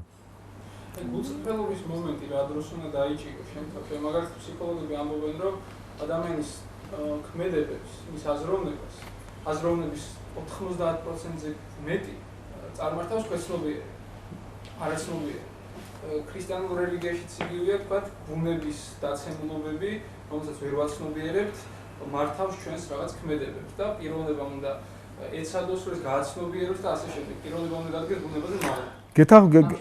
გეტყვის მომენტი როგორ გავიგოთ, თქვათ 90%-ზე მაღლა თუ ვერ ვაცნობიერებ იმას. უნდა ვეცადო რომ ყველაფერი გავაცნობიერო, ჩამოვიყვანო დაბლა, მაგრამ რა ვიცი რომ გულწრფელი ვარ, იქნება ეს მართავს ჩემი ტრადიცია, ჩემი ქვეცნობიერი. ნუ დიდი საკითხი არის, დიდი საკითხია ეს, ხო? დიდი საკითხია, შეიძლება ამ რაციონალურ გულწრფელ გააზრებას წინ უძღოდეს გულწრფელივე ინტუიცია. რომ ეს ასეა, მაგრამ მე ის უფრო მეტად და მეტად შეიცნო და გონებამდეც მოიყვანო. მაგრამ ინტუიცია, გულწრფელი ინტუიციაც ალბათ არსებობს. დავუშვათ, შენ გეუნებიან, რომ კაცობრიობის გამოცდილებაა რომ მოცარტი დიდი კომპოზიტორია და მოცარტის მუსიკა ლამაზია და მე არ ვიცი ახლა ლამაზია პატარა ბავშვი ვარ 7 წლისა ვარ თუ 10 წელი არ ვიცი 10 წლის ბავშვი ვარ ან იმ ცივილიზაციიდან მოსული რომელიც მოცარტი არ ყავდა ჯერ მაგრამ მე რაღაც დავგუგლე ან YouTube-ში შევედი ხედავ მართლა მილიონი მოსმენები აქვს და ამდენი ლაიკი აქვს მართლა მთელი კაცობრიობა მოცარტს აღიარებს მე უსმენ და მუსიკაში რაღაც ჰარმონიას ვიჭერ და მე მიჩნდება ნდობა ამის მიმართ, მაგრამ მე შეიძლება ამ ნდობის შედეგად აღმოაჩინო რომ აი თურმე რატო არის მოცარტი დიდი და მე ობიექტურადაც დავინახო, ანუ რაციონალურადაც დავინახო, გავაღრმავ ეს ჩემი ინტუიცია, გულწრფელი ინტუიცია, იმიტომ რომ სიგიჟეა იფიქრო რომ მთელი კაცობრიობა გიჟია და მარტო მე ვარ ჭკვიანი დაუშვათ. თუ მგონია რომ ისეთი დიდი მუსიკოსები და ისინი აღიარებენ მოცარტს რომ მე ვერც მივალ იქამდე და თუ დაუშვათ კომბლის გამოთვლაში მე ექსპერტებს უჯერებ, რატო უნდა დავუჯერო უფრო რთულ ვითარებაში, რთულ რეალიაში, რაც მუსიკა არის, დაუშვათ იმის ექსპერტებს. ამიტომ მე რა წინასწარი ნდობა მაქვს და ეს ნდობა რაღაცა გულწრფელი არის. მაგრამ შეიძლება ეს ნდობა მე უფრო გავაღრმავო და მივიყვანო რაციონალურ ხედვამდე რაღაც. ან გონებით დარწმუნებამდე. მაგრამ ისევ გულწრფელობის იმპერატივი არის. ახალ დროში შენ ეს თუ არა გაქვს, უკვე არაფერი არა გაქვს. ანუ ახალი დრო ევროპული ცივილიზაცია მოითხოვ შენგან ევროპელობას, ანუ გულწრფელობას. ვეღარ დაუბრუნდები იმას, რომ როგორ თქვი, წიწილა გამოიჩეკა უკვე კვერცხიდან. ვეღარ დაუბრუნდები იმას, რომ იცი რა, მე ეს არ ვიცი, მაგრამ ჩამახუტა ასე ჩემმა ეპისკოპოსმა, ჩემმა მულამ, მუფტიმ. რა ვიცი, ხა იმის პასუხისმგებლობაა რა მითხრა და როგორც ზაქარიამ ხარძელი ამბობს, მე ხა მონოფიზიტი ვარო, მაგრამ მე ჩემი ძმაო გადავიდა დიოფიზიტობაზე და მე ვერ გადავალ დიოფიზიტობაზე, წარმოდგენა არ მაქვს ამ საკითხებისო. დროც არ მაქვს განვიხილო ხა ქრისტოლოგიის ურთულესი საკითხებიო და რაც ტრადიციამ დამიტოვა ისავარო და ვარო. ანუ ის ფიქრობს, რომ ტრადიცია მისცა და იმ ტრადიციას ცხოვრობს. მაგრამ დღეს უკვე ამის ფუფუნება აღარ აქვს. გულწრფელობა არის გარკვეული აზრით ხდება პირობა ჭეშმარიტების, თუმცა დეკარტესთან საინტერესოა, დეკარტესთან ცხადი და მკაფიო ხედვის ობიექტი განაპირობებს რაღაცნაირად ორგანულად ჩვენს გულწრფელობასაც. მე რო გითხრა რომ სიფტყეზე მე ნახდათ გულწრფელად გეუბნები სიფტყეზე ყველაზე მარტივი სხეული არის სამკუთხედი. ხო გესმის ეს? ცხადდანათლად. ხო შანსი არ არის ხა. ხო გულწრფელად ხედავთ არა ამას და ის რაც ობიექტია განაპირობებს ჩვენს გულწრფელობას. დეკარტესთან ასე არის. ამათთან ფლათასე აღარ არის უკვე. და ხო და მაგას სადაც ობიექტი აღარ არის შეიძლება ვცდილობთ აი მაგალითად თქვა შეიძლება იცავდეთ ეს რაღაცას რომ რა ხარ უნდა მოვკლებ ჩვენს ცხოვრება აბსურდის ხო ეს შეიძლება საპირისპიროს უწევთ რომ მე სიცოცხლე მიტომეს ეს გეთანხმები ეს ჩემთვის არის პრობლემა ამათთან. კირკეგორთანაც ეს პრობლემა არის. კირკეგორი ამბობს რომ შენ თუ აბსოლუტურად გულწრფელი იქნები ის რასაც შეიცნობ ის მართალი იქნება. წვენის მომენტი შემოყვავს. ანუ აბსოლუტური გულწრფელობა გამოიწვევს ასე ვთქვათ იმასაც რომ ის რაც შენ აბსოლუტური გულწრფელობა იწვევს მართალია. შენ თუ ავტობუსს აფეთქებ ტერორისტი ხარ, აბსოლუტური გულწრფელი კირკეგორის აზრით არ ახარ. თუ ჩაძიებოდი შენ აი მისულიყავი გულწრფელობით ბოლოს ღრამდე არ აფეთქებდი ავტობუსს. ან თუ გულწრფელად აფეთქებ, გულწრფელად უხარ წამს იმის რომ შენ გულწრფელობა აუცილებლად მიგიყვანს ობიექტურ ჭეშმარიტებასთან. და აუცილებლად მიხვალ იქ. ანუ წმენის მომენტია მაინც. შემოყვავს ობიექტური მეტაფიზიკური ხარ არ ხარ მართალი მაგასაც ანუ ეს ობიექტური ის არ არის რომ განსაზღვრა ეს აკრინ ნამდვილად სწორი არის და კარგი არის ეს. რაღაც ობიექტურს თავიდან თუ არ შევქმნით კამათის დასაწყისში ვერ გავიგებთ ვინარო ობიექტურა. რაღაცის გარშემო თუ არ ტყეავთ თავიდან რაღაცას თუ არ შევთანხმდით რომ ეს ესეა და ამის გარშემო საუბრობთ ყველას თავისი შეიძლება ქონდეს ასე. რეალობა ამ სამყაროზე. კარტია მე კონტექსტი არა. გულწრფელობა არის თუ არა ის როცა როდესაც ამღიარებ რომ არ ხარ მნიშვნელოვანი სამყაროს წინაშე. ისე როგორც თავი. მისი აზრით კი, კამიუს აზრით შენ გულწრფელად აღიარო შენი ცხოვრება ბოლო-ბოლო სამყაროს წინაშე არ არავაა. იმიტომ სამყაროსაც შეიძლება ბოლო მოეღოს და დედამიწა საერთოდ დაეჯახოს ასტეროიდი დედამიწას არავითარი არ იყოს და ბოლო შენი ცხოვრების რადიკალური უმიზნობა უნდა აღიარო და ამაშია გულწრფელობა მისი აზრით. მე არ მაშინა სწორად, იმიტომ რომ მე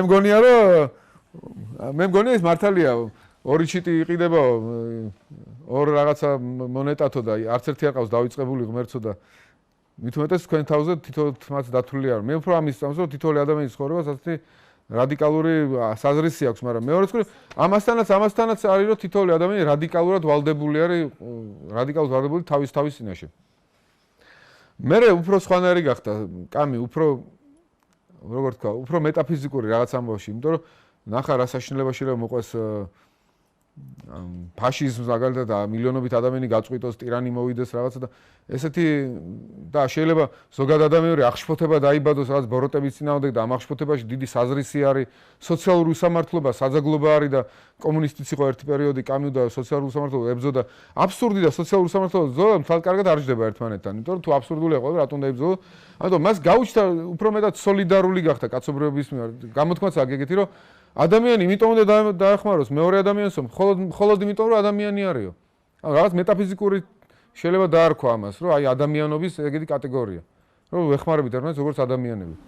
ნიცშეს შეხედულებაშიც რომ აი სიტყვაზე მე ყველაფერი უნდა გამოსვლა. ამაში თავდადლობას ხო არ ყოიმალება, რომ აი არ მე ჩემი საზომი რომ აი მე რო ფიქრობ მაგათად ეს არის კარგი და ეს არის ცუდი, შეიძლება საერთოდ არ აღმოჩნდეს სწორი, ანუ საკუთარი აი ესეთი გრძნობების უნდობლობა არ არის.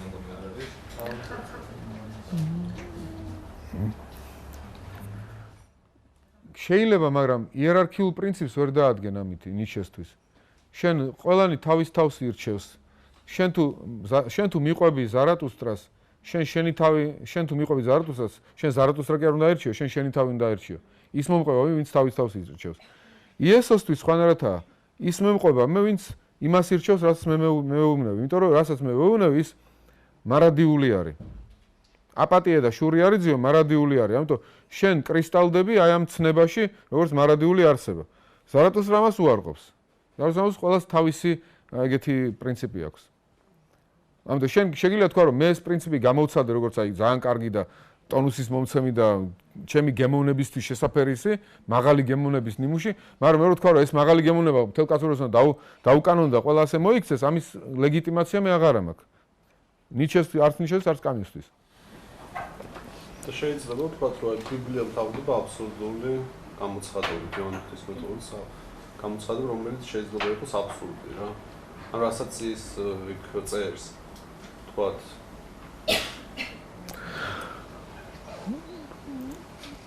გარკვეული აზრით კამიუს მოეწონებოდა ალბათ აპოკალიფსის პასაჟი და ამბობს კიდეც ან ხურვალი იყავი, ან ცივი. ანუ ან იყავი, განუსაზღვრელი ცხოვრებით ნუ იცხოვრებ. ნუ გექნება, ასე ვთქვათ, გამოუხატავი იმედები რაღაცა. ბრმა იმედით ნუ იცხოვრებ. შენ შეხედე რეალობას თვალებში და ან ცივი იყავი, ან ცხელი.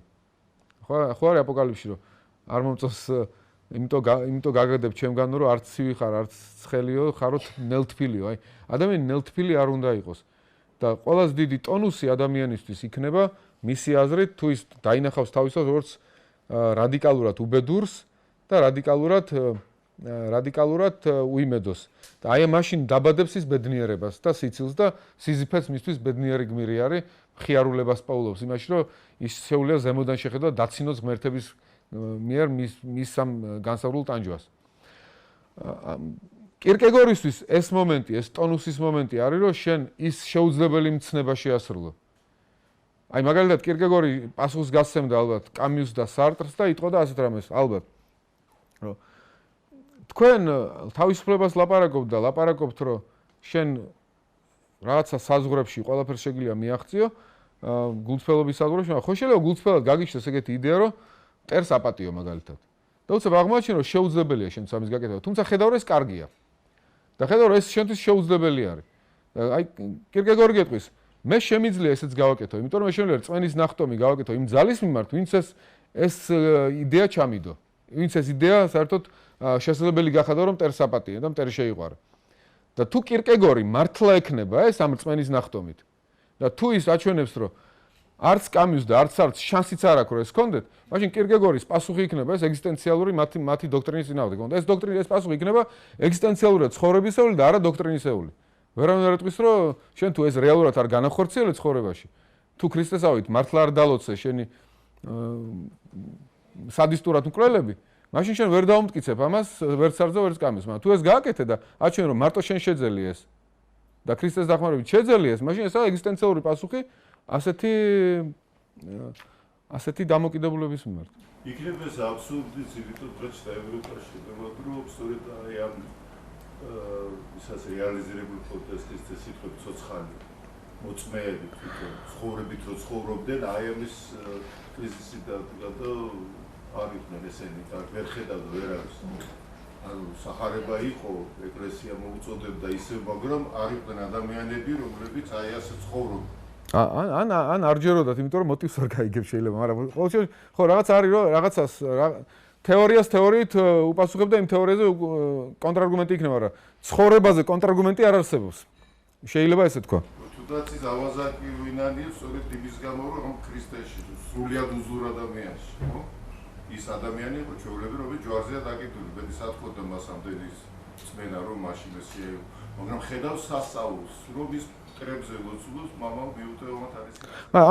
ხო, ფაქტი, რომელიც მასში არის, მასში აღზრდავს წმენას, რომ შენ ხარ მესია მომიხსენ.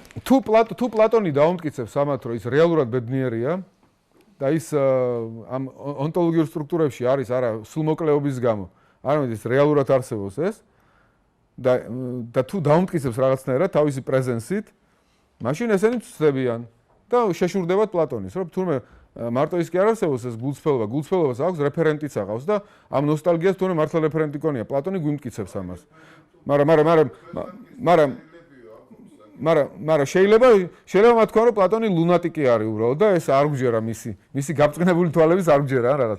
თუ ქრისტეს მიმბაძველები ვერ დაინახა, ქრისტეს რას უშვება? ანუ ხო არსებობს ესეთი ღმერთკაცი, მისთვის ადამიანი, რომელმაც ის ყველა იდეა, რაც გააჟღერა თავის თავში განახორციელება.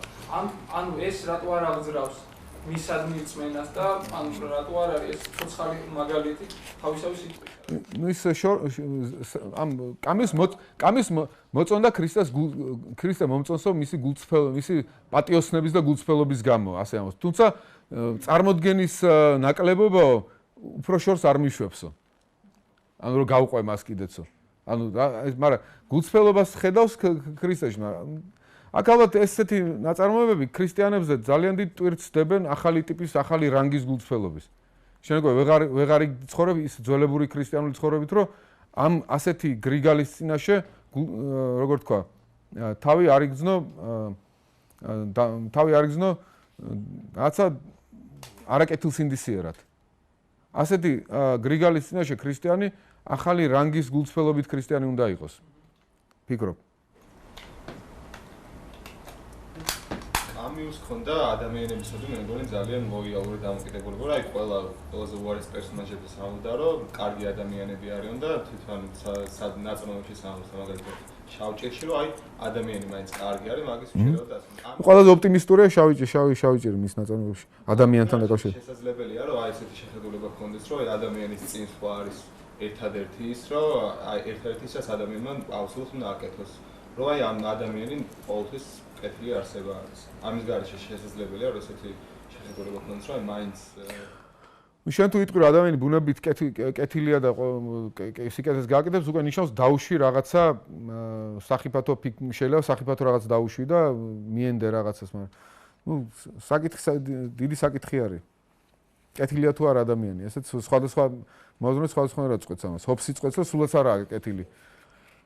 პოლიტიკური მნიშვნელობაც აქვს ამას, რომ შენ თუ იტყვი რომ ადამიანი ბუნებით კეთილია, მაშინ შენ ნაკლებად კაცრ კანონებს დაუწესებ და იტყვი რომ მიუშვი თავის ნებაზე და კარგს გააკეთებს რაღაცა. შენ თუ იტყვი რომ ადამიანი ბუნებით ბოროტია, მაშინ კაცრი კანონები უნდა დაუწესოთ და გავათავისუფლოთ თავისივე თავისუფლებისაგან და თავისუფლება ცუდ რაღაცაში მიიყვანს. ესეც სახიფათოა დაუშვა, რომ ადამიანი ისედაც კეთილი არის.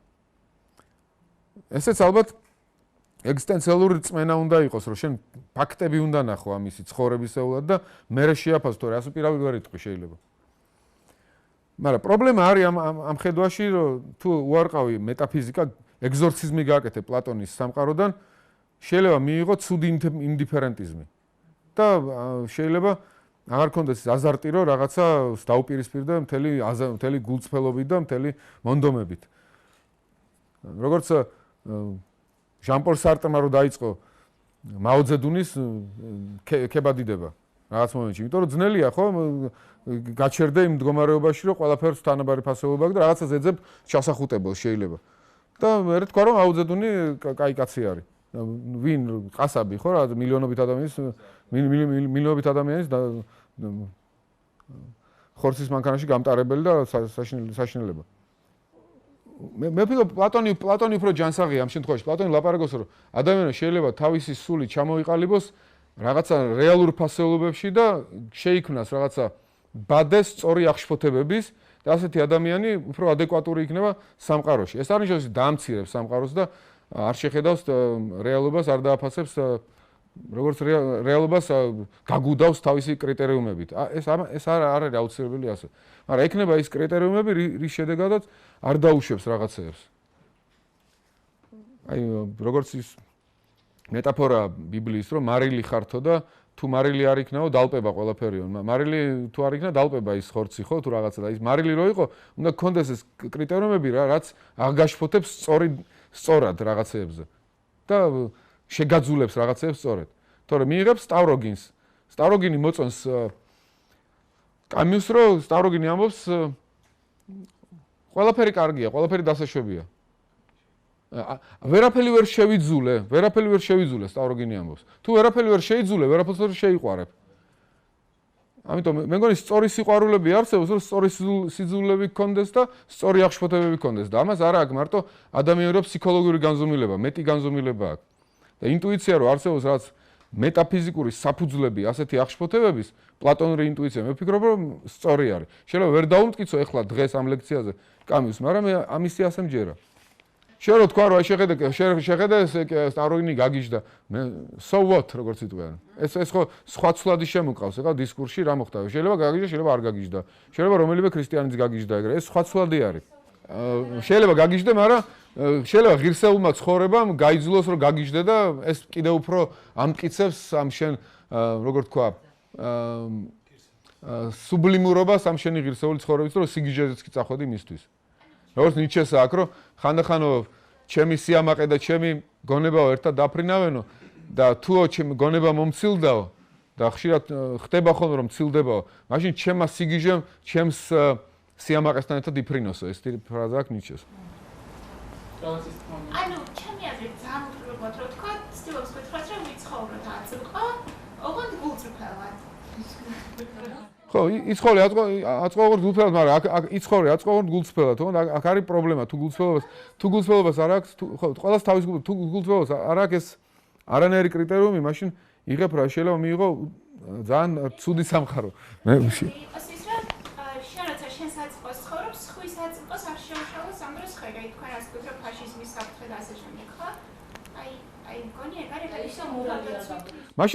მაგრამ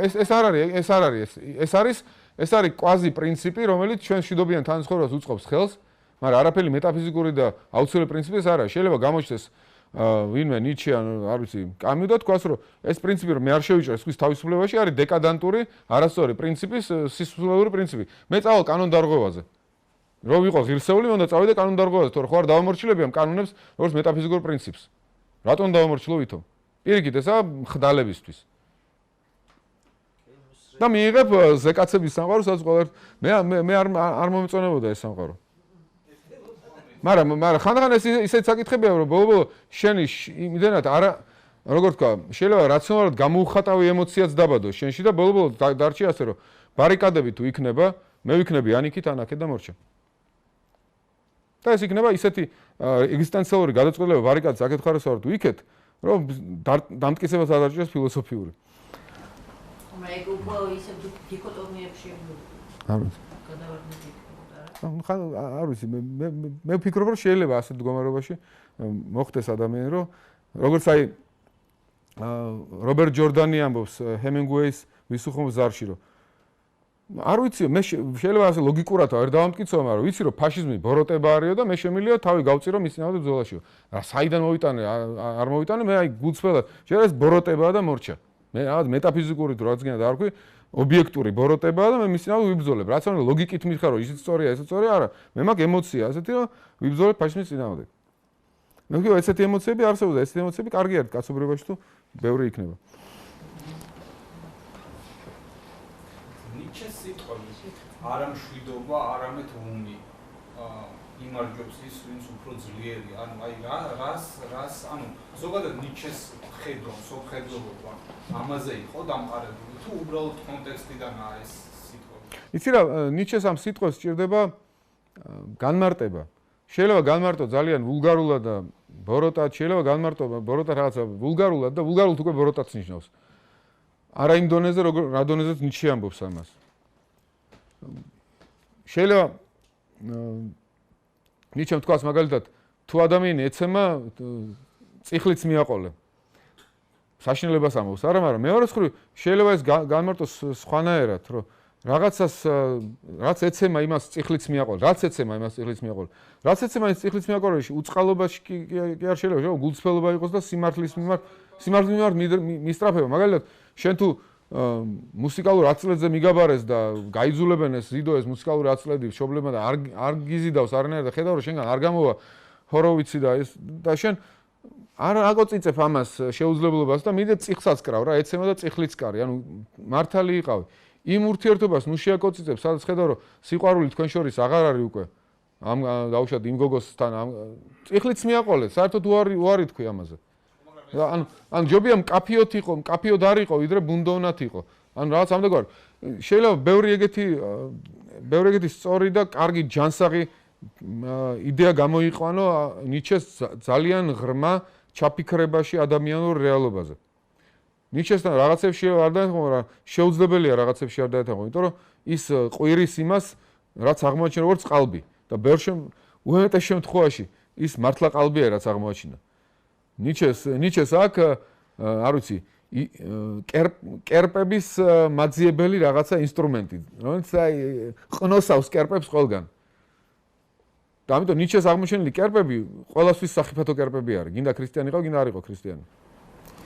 უბრალოდ ანუ ხო შეძლო ეს უბრალოდ რაც ეცემა, ანუ ხო თქვა ადამიანი თუ ეცემა იმას, ანუ რაც ეცემა იმას წიხლის კარი არ თქვა ადამიანი, მაგრამ ხო, ანუ ინტერპრეტირება ყოველთვის შეიძლება, უბრალოდ თქვათ ფაშიზმმა ეს ყველაფერი. გეთანხმები, მაგრამ ეს ნიჩეს არანაირი რასისტული იდეა არ ქონდა, საერთოდ. ეს გერმანული რასა არც უყარდა გერმანელები თავისთავად პოლონელად აცხადებდა. რაც პერიოდში ქონდა ეს გერმანული სიმპათიები და რაღაცა გერმანელი ერის აღორძინების აზიდეები ქონდა, მაგრამ მე დიდი სკეპსისი გაუჩნდა ამ ყველაფრის მიმართ. აი ქრისტეზე რომ ამბობენ, რომ ქრისტეს ვერ შეეხო, ანუ რეალურად ყოველ ის ეხება ქრისტეს და სიძულვილით ლაპარაკობს, რომ მე შენ დაგამარცხე ნაზარეველო და მე ან ნაზარევთან ანუ ნაზარებელს ეძახის და ისეთ სიზღით ლაპარაკობს. ანუ რეალურად ქრისტიანებზე ხო არის გამარტებული ღმერთი მოკვდა, ესე იგი ქრისტიანებში რო ვერ დაინახა ის გულწრფელი ქრისტე, რომელიც ერთადერთი ნამდვილი იყო, ქრისტიანი ქრისტე იყო, რომ ამბობს ერთგან, ის რო ვერ დაინახა, ამას უპირისპირდება და რეალურად ქრისტეს ხელს არ კიდევს, მაგრამ რეალურად ხო კიდევს, ანუ ქრისტესაც ერთხო ებრძვის. კი, რა თქმა უნდა, ის რომ სიმპათიითა იესოს მიმართ ეს არ ნიშნავს, რომ იესოს არ ებრძვის. მისი აზრით ზარათუსტრა ახალი მისი ასე იტყოდა ზარათუსტრა არის ალტერნატიული სახარება, ანტისახარება არის. და ის ფიქრობ, რომ ის ელვა, რომელმაც ატლიკა თვითონ ნიჩე არის სახარება. იმიტომ ყველა სულ ალუზიები აქვს სახარებას, სულ სახარების ინსპირაციით აკეთებს თავის ანტისახარების პოზიციებს. მისი აზრით იესოში არის კარგი, მაგრამ ის კარგი გადასალახი არის. მისი აზრით რაღაც დეკადანტურიც არის იესოში, იმიტომ რომ იესო საყოველთაო სიყვარულს ქადაგებს. საყოველთაო სიყვარულში ირღვევა კონფლიქტები, რომელიც აუცილებელია და ბუნებრივია სამყაროსთვის. დაუთოვება კონფლიქტების სიყვარულით, მისთვის არის გამოსვლა ავთენტური მოდუსიდან ცხოვრების. ამიტომ იყოს კონფლიქტი, იყოს ომი, ომი არის მნიშვნელოვანი განვითარებისთვის და ზეკაცის ჩამოყალიბებისთვის და იესოსთან არის რაღაც ამის გადალახვის მცდელობა, რაც არასწორი არის მისი აზრით. თუმცა ძალიან უყვარს, რომ იესო ებრძვის იმ ხალხს, ვინც არიან კეთილები და ქველები და აქვთ რაღაცა დოქტრინები, რომელსაც ჩაახუტებენ ადამიანებს და ეუბნებიან, აი ამას მიესადაგე და კარგად იქნება ყველაფერი. იესო არ არის მისადაგების. იესო ეუბნება, იყავით ძეები. მოწონს ნიჩე, აი, იესომ თქვა, კანონებს კი ნუ ასრულებთო და ისა რა რჯულის წესებს კი ნუ ასრულებთო. ღვთის ძეები იყავითო, აი ნახე რა კარგი არისო. ის არ არის მორალისტიო. ნიჩეს მოწონდა იესოს თავისუფლება ამ ფარისეულებისგან. უფრო დიდხანს რო ყოფილიყო, დიდხანს რო ეცხოვრაო, ისიც ზარათუსტრასავით გახდებოდა თვითონ ამბობს და ზარათუსტრას შემოყავს, რომ იესოს ეს იმპერატივი მოწყალების გადაალახინოს. მისი აზრით ბოლო საცთური ზარათუსტრასი იქნება სიბრალული. თვითონაც წამოეგო ზარათუსტრა რამდენჯერმე ამ სიბრალულს, მაგრამ გადალახა ეს სიბრალულები და ბოლოში ეს სიბრალული თუ გადალახე, იქნება ის ადამიანი, რომელიც ყველაზე დიდი ადამიანი არის, ყველაზე ღირსეული. შეიძლება თვითონ დამარცხდა ამასთან თავის ცხოვრებაშივე, იმიტომ რომ არათუ ადამიანი შეებრალა, ტურნში ცხენიც კი შეებრალა და გადაეფარა ამ ცხენს და მე იმის მერე დაცურდა და გაგიჟდა. გერმანელი სამუდაო რომ ხობს მოუწოდე და სხვა ქვეყნებს რომ რამე ისეთი განცდა მაქვს, რომ ნიჩე იყო უგულჩვილესი ადამიანი და თავის ამ ძალიან დიდ გულჩვილობას ებრძოდა როგორც ნაკლს, მაგრამ ვერ დაამარცხა და შეიძლება დავამატებ ჩემი აზრით რელიგიურ ოჯახში აღზრდილი და ჩემი აზრით და მარტო ჩემი აზრი არის. არა, ემოციურად ძალიან გულჩვილი არის. აი ეს თელი რომ იბრიქება ნიჩე რაღაცა, ხო? ეს ებრძვის თავის თავში იმ საპირისპირო ემოციას. ძალიან გულჩვილი არის. ბევრ ქრისტიანზე გაცილებით გულჩვილი. ეგეთი ასე ვთქვათ, იმიტომ გახდა მტერი, რომ თვითონ ჩემს ქრისტიანობამ გახადა ეგეთი ბავშვობაში აღიზარდა ქრისტიანულ ოჯახში და არ ვაზვარდებ რომ მაგითო ჩამოყალიბდა ეგეთი ფსიქიკა რომ თვითონ ვეღა იმდენად უნარები აღარ ქონდა რომ ცხოვრებაში რამე ბრძოლის უნარობა გამოეხატა რომ მიხვდა რომ ქრისტიანობის ბრალი ქრისტიანი ვიცი კამიუს არ მოეწონება ახლა რასაც ნიშეზე ვიტყვი მაგრამ ნიჩე მე მგონი მიბაძა რადიონ რასკოლნიკოვს იმიტომ რომ რადიონ რასკოლნიკოვთან არის მომენტი როცა ეს იზრდება რომ ცხენს ურტყავენ ცხენს და უმწევა სრულიად ეს ცხენი და ეს ტილში გამოეღვიძა მე რა ციოფლი დაასხო ნახევ ცხენს რას უშვებიანო და ის კუჩარი ურტყავს თელი გამეტებით ამ ცხენს და ნიჩე ამას შეესწრო ტურინში ფიქრობ ის რომ კითხულობდა დოსტოევსკის მან გაითამაშა როდიონ რასკოლნიკოვი და როდიონ რასკოლნიკოვი არის მონანიაზე კაცი ფაქტიურად იქნება არის მონანია ბოლოში თვითონაც აღიარა რომ სიბრალულის იმპერატივი არ არის დეკადანტური რატომ იმიტომ რომ არის მომენტები როცა შანსი არ აქვს იმ რეალობას გამოიყვანოს თავისთავად იმიტომ რომ შანსი არ არის უბრალოდ ამის და ამ დროს მიშვება ასე უსამართლობა უბრალოდ მე ვფიქრობ ეპატაჟური მომენტი ქონდა რომ მიუბაძავ როდიონ რასკოლნიკოვს რომელსაც ასევე ხედავდა ცხენი შეებრალა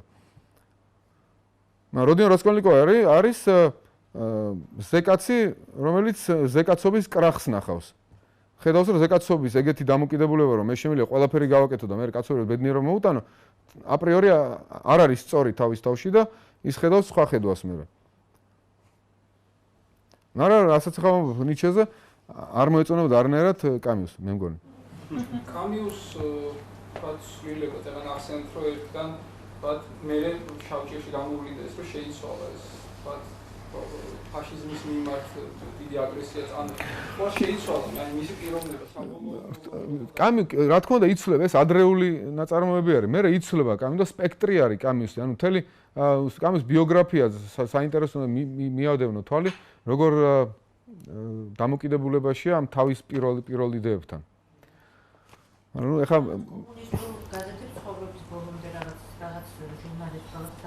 ანუ პრობლემა არის ამ ორი რაღაცა თუ შენ ხედავ ადამიანების უბედურებას პროლეტარები თუ მთელი ცხოვრებას ართმევენ ადამიანებს და იმას რა შეაინტერესებს შენი აბსურდის გომრება უბედურია და ოჯახი ყავს უბედური რაღაცა და იბძვის სამართლიანობისთვის და აქ კიდე ეს გეუბნება აბსურდია ყველაფერი და სამართლიანობის იბრძოლა ისე რა რაღაცა ლაითად კი არა ნუ არა ის იმ გაგებით რომ რეალური სამართლიანობა არსებობს და რაღაცა ნებისმიერ ესა შენი არის დამოკიდებულება აბსურდთან და იცოდე რომ სამართლიანობას მაინც ვერ დაამყარებს საბოლოო სამართლიანობა არ არსებობს ეგეთი პრინციპი და რაღაცა რა შეაინტერესებს იმას შეერია და ცხოვრებას ართმევენ ხო ამიტომ ეს ორი რაღაცის ერთობა ქონდა და ეს ორი რაღაცა კონფლიქტში არის აუცილებლად ერთმანეთთან ანუ კამიუს არის წინააღმდეგობრივი პიროვნება და მისი ფილოსოფიაც ასე და მისი ნაწარმოებებიც შესასწავლი არის ძალიან ღრმა თითოეული მათგანი და რა სპექტრს იძლევა ადამიანზე ხედვაში ძალიან საინტერესოა ამის განხილვა მაგრამ ეხლა ეს მე არ შემიძლია გავაკეთო ძალიან დიდი მადლობა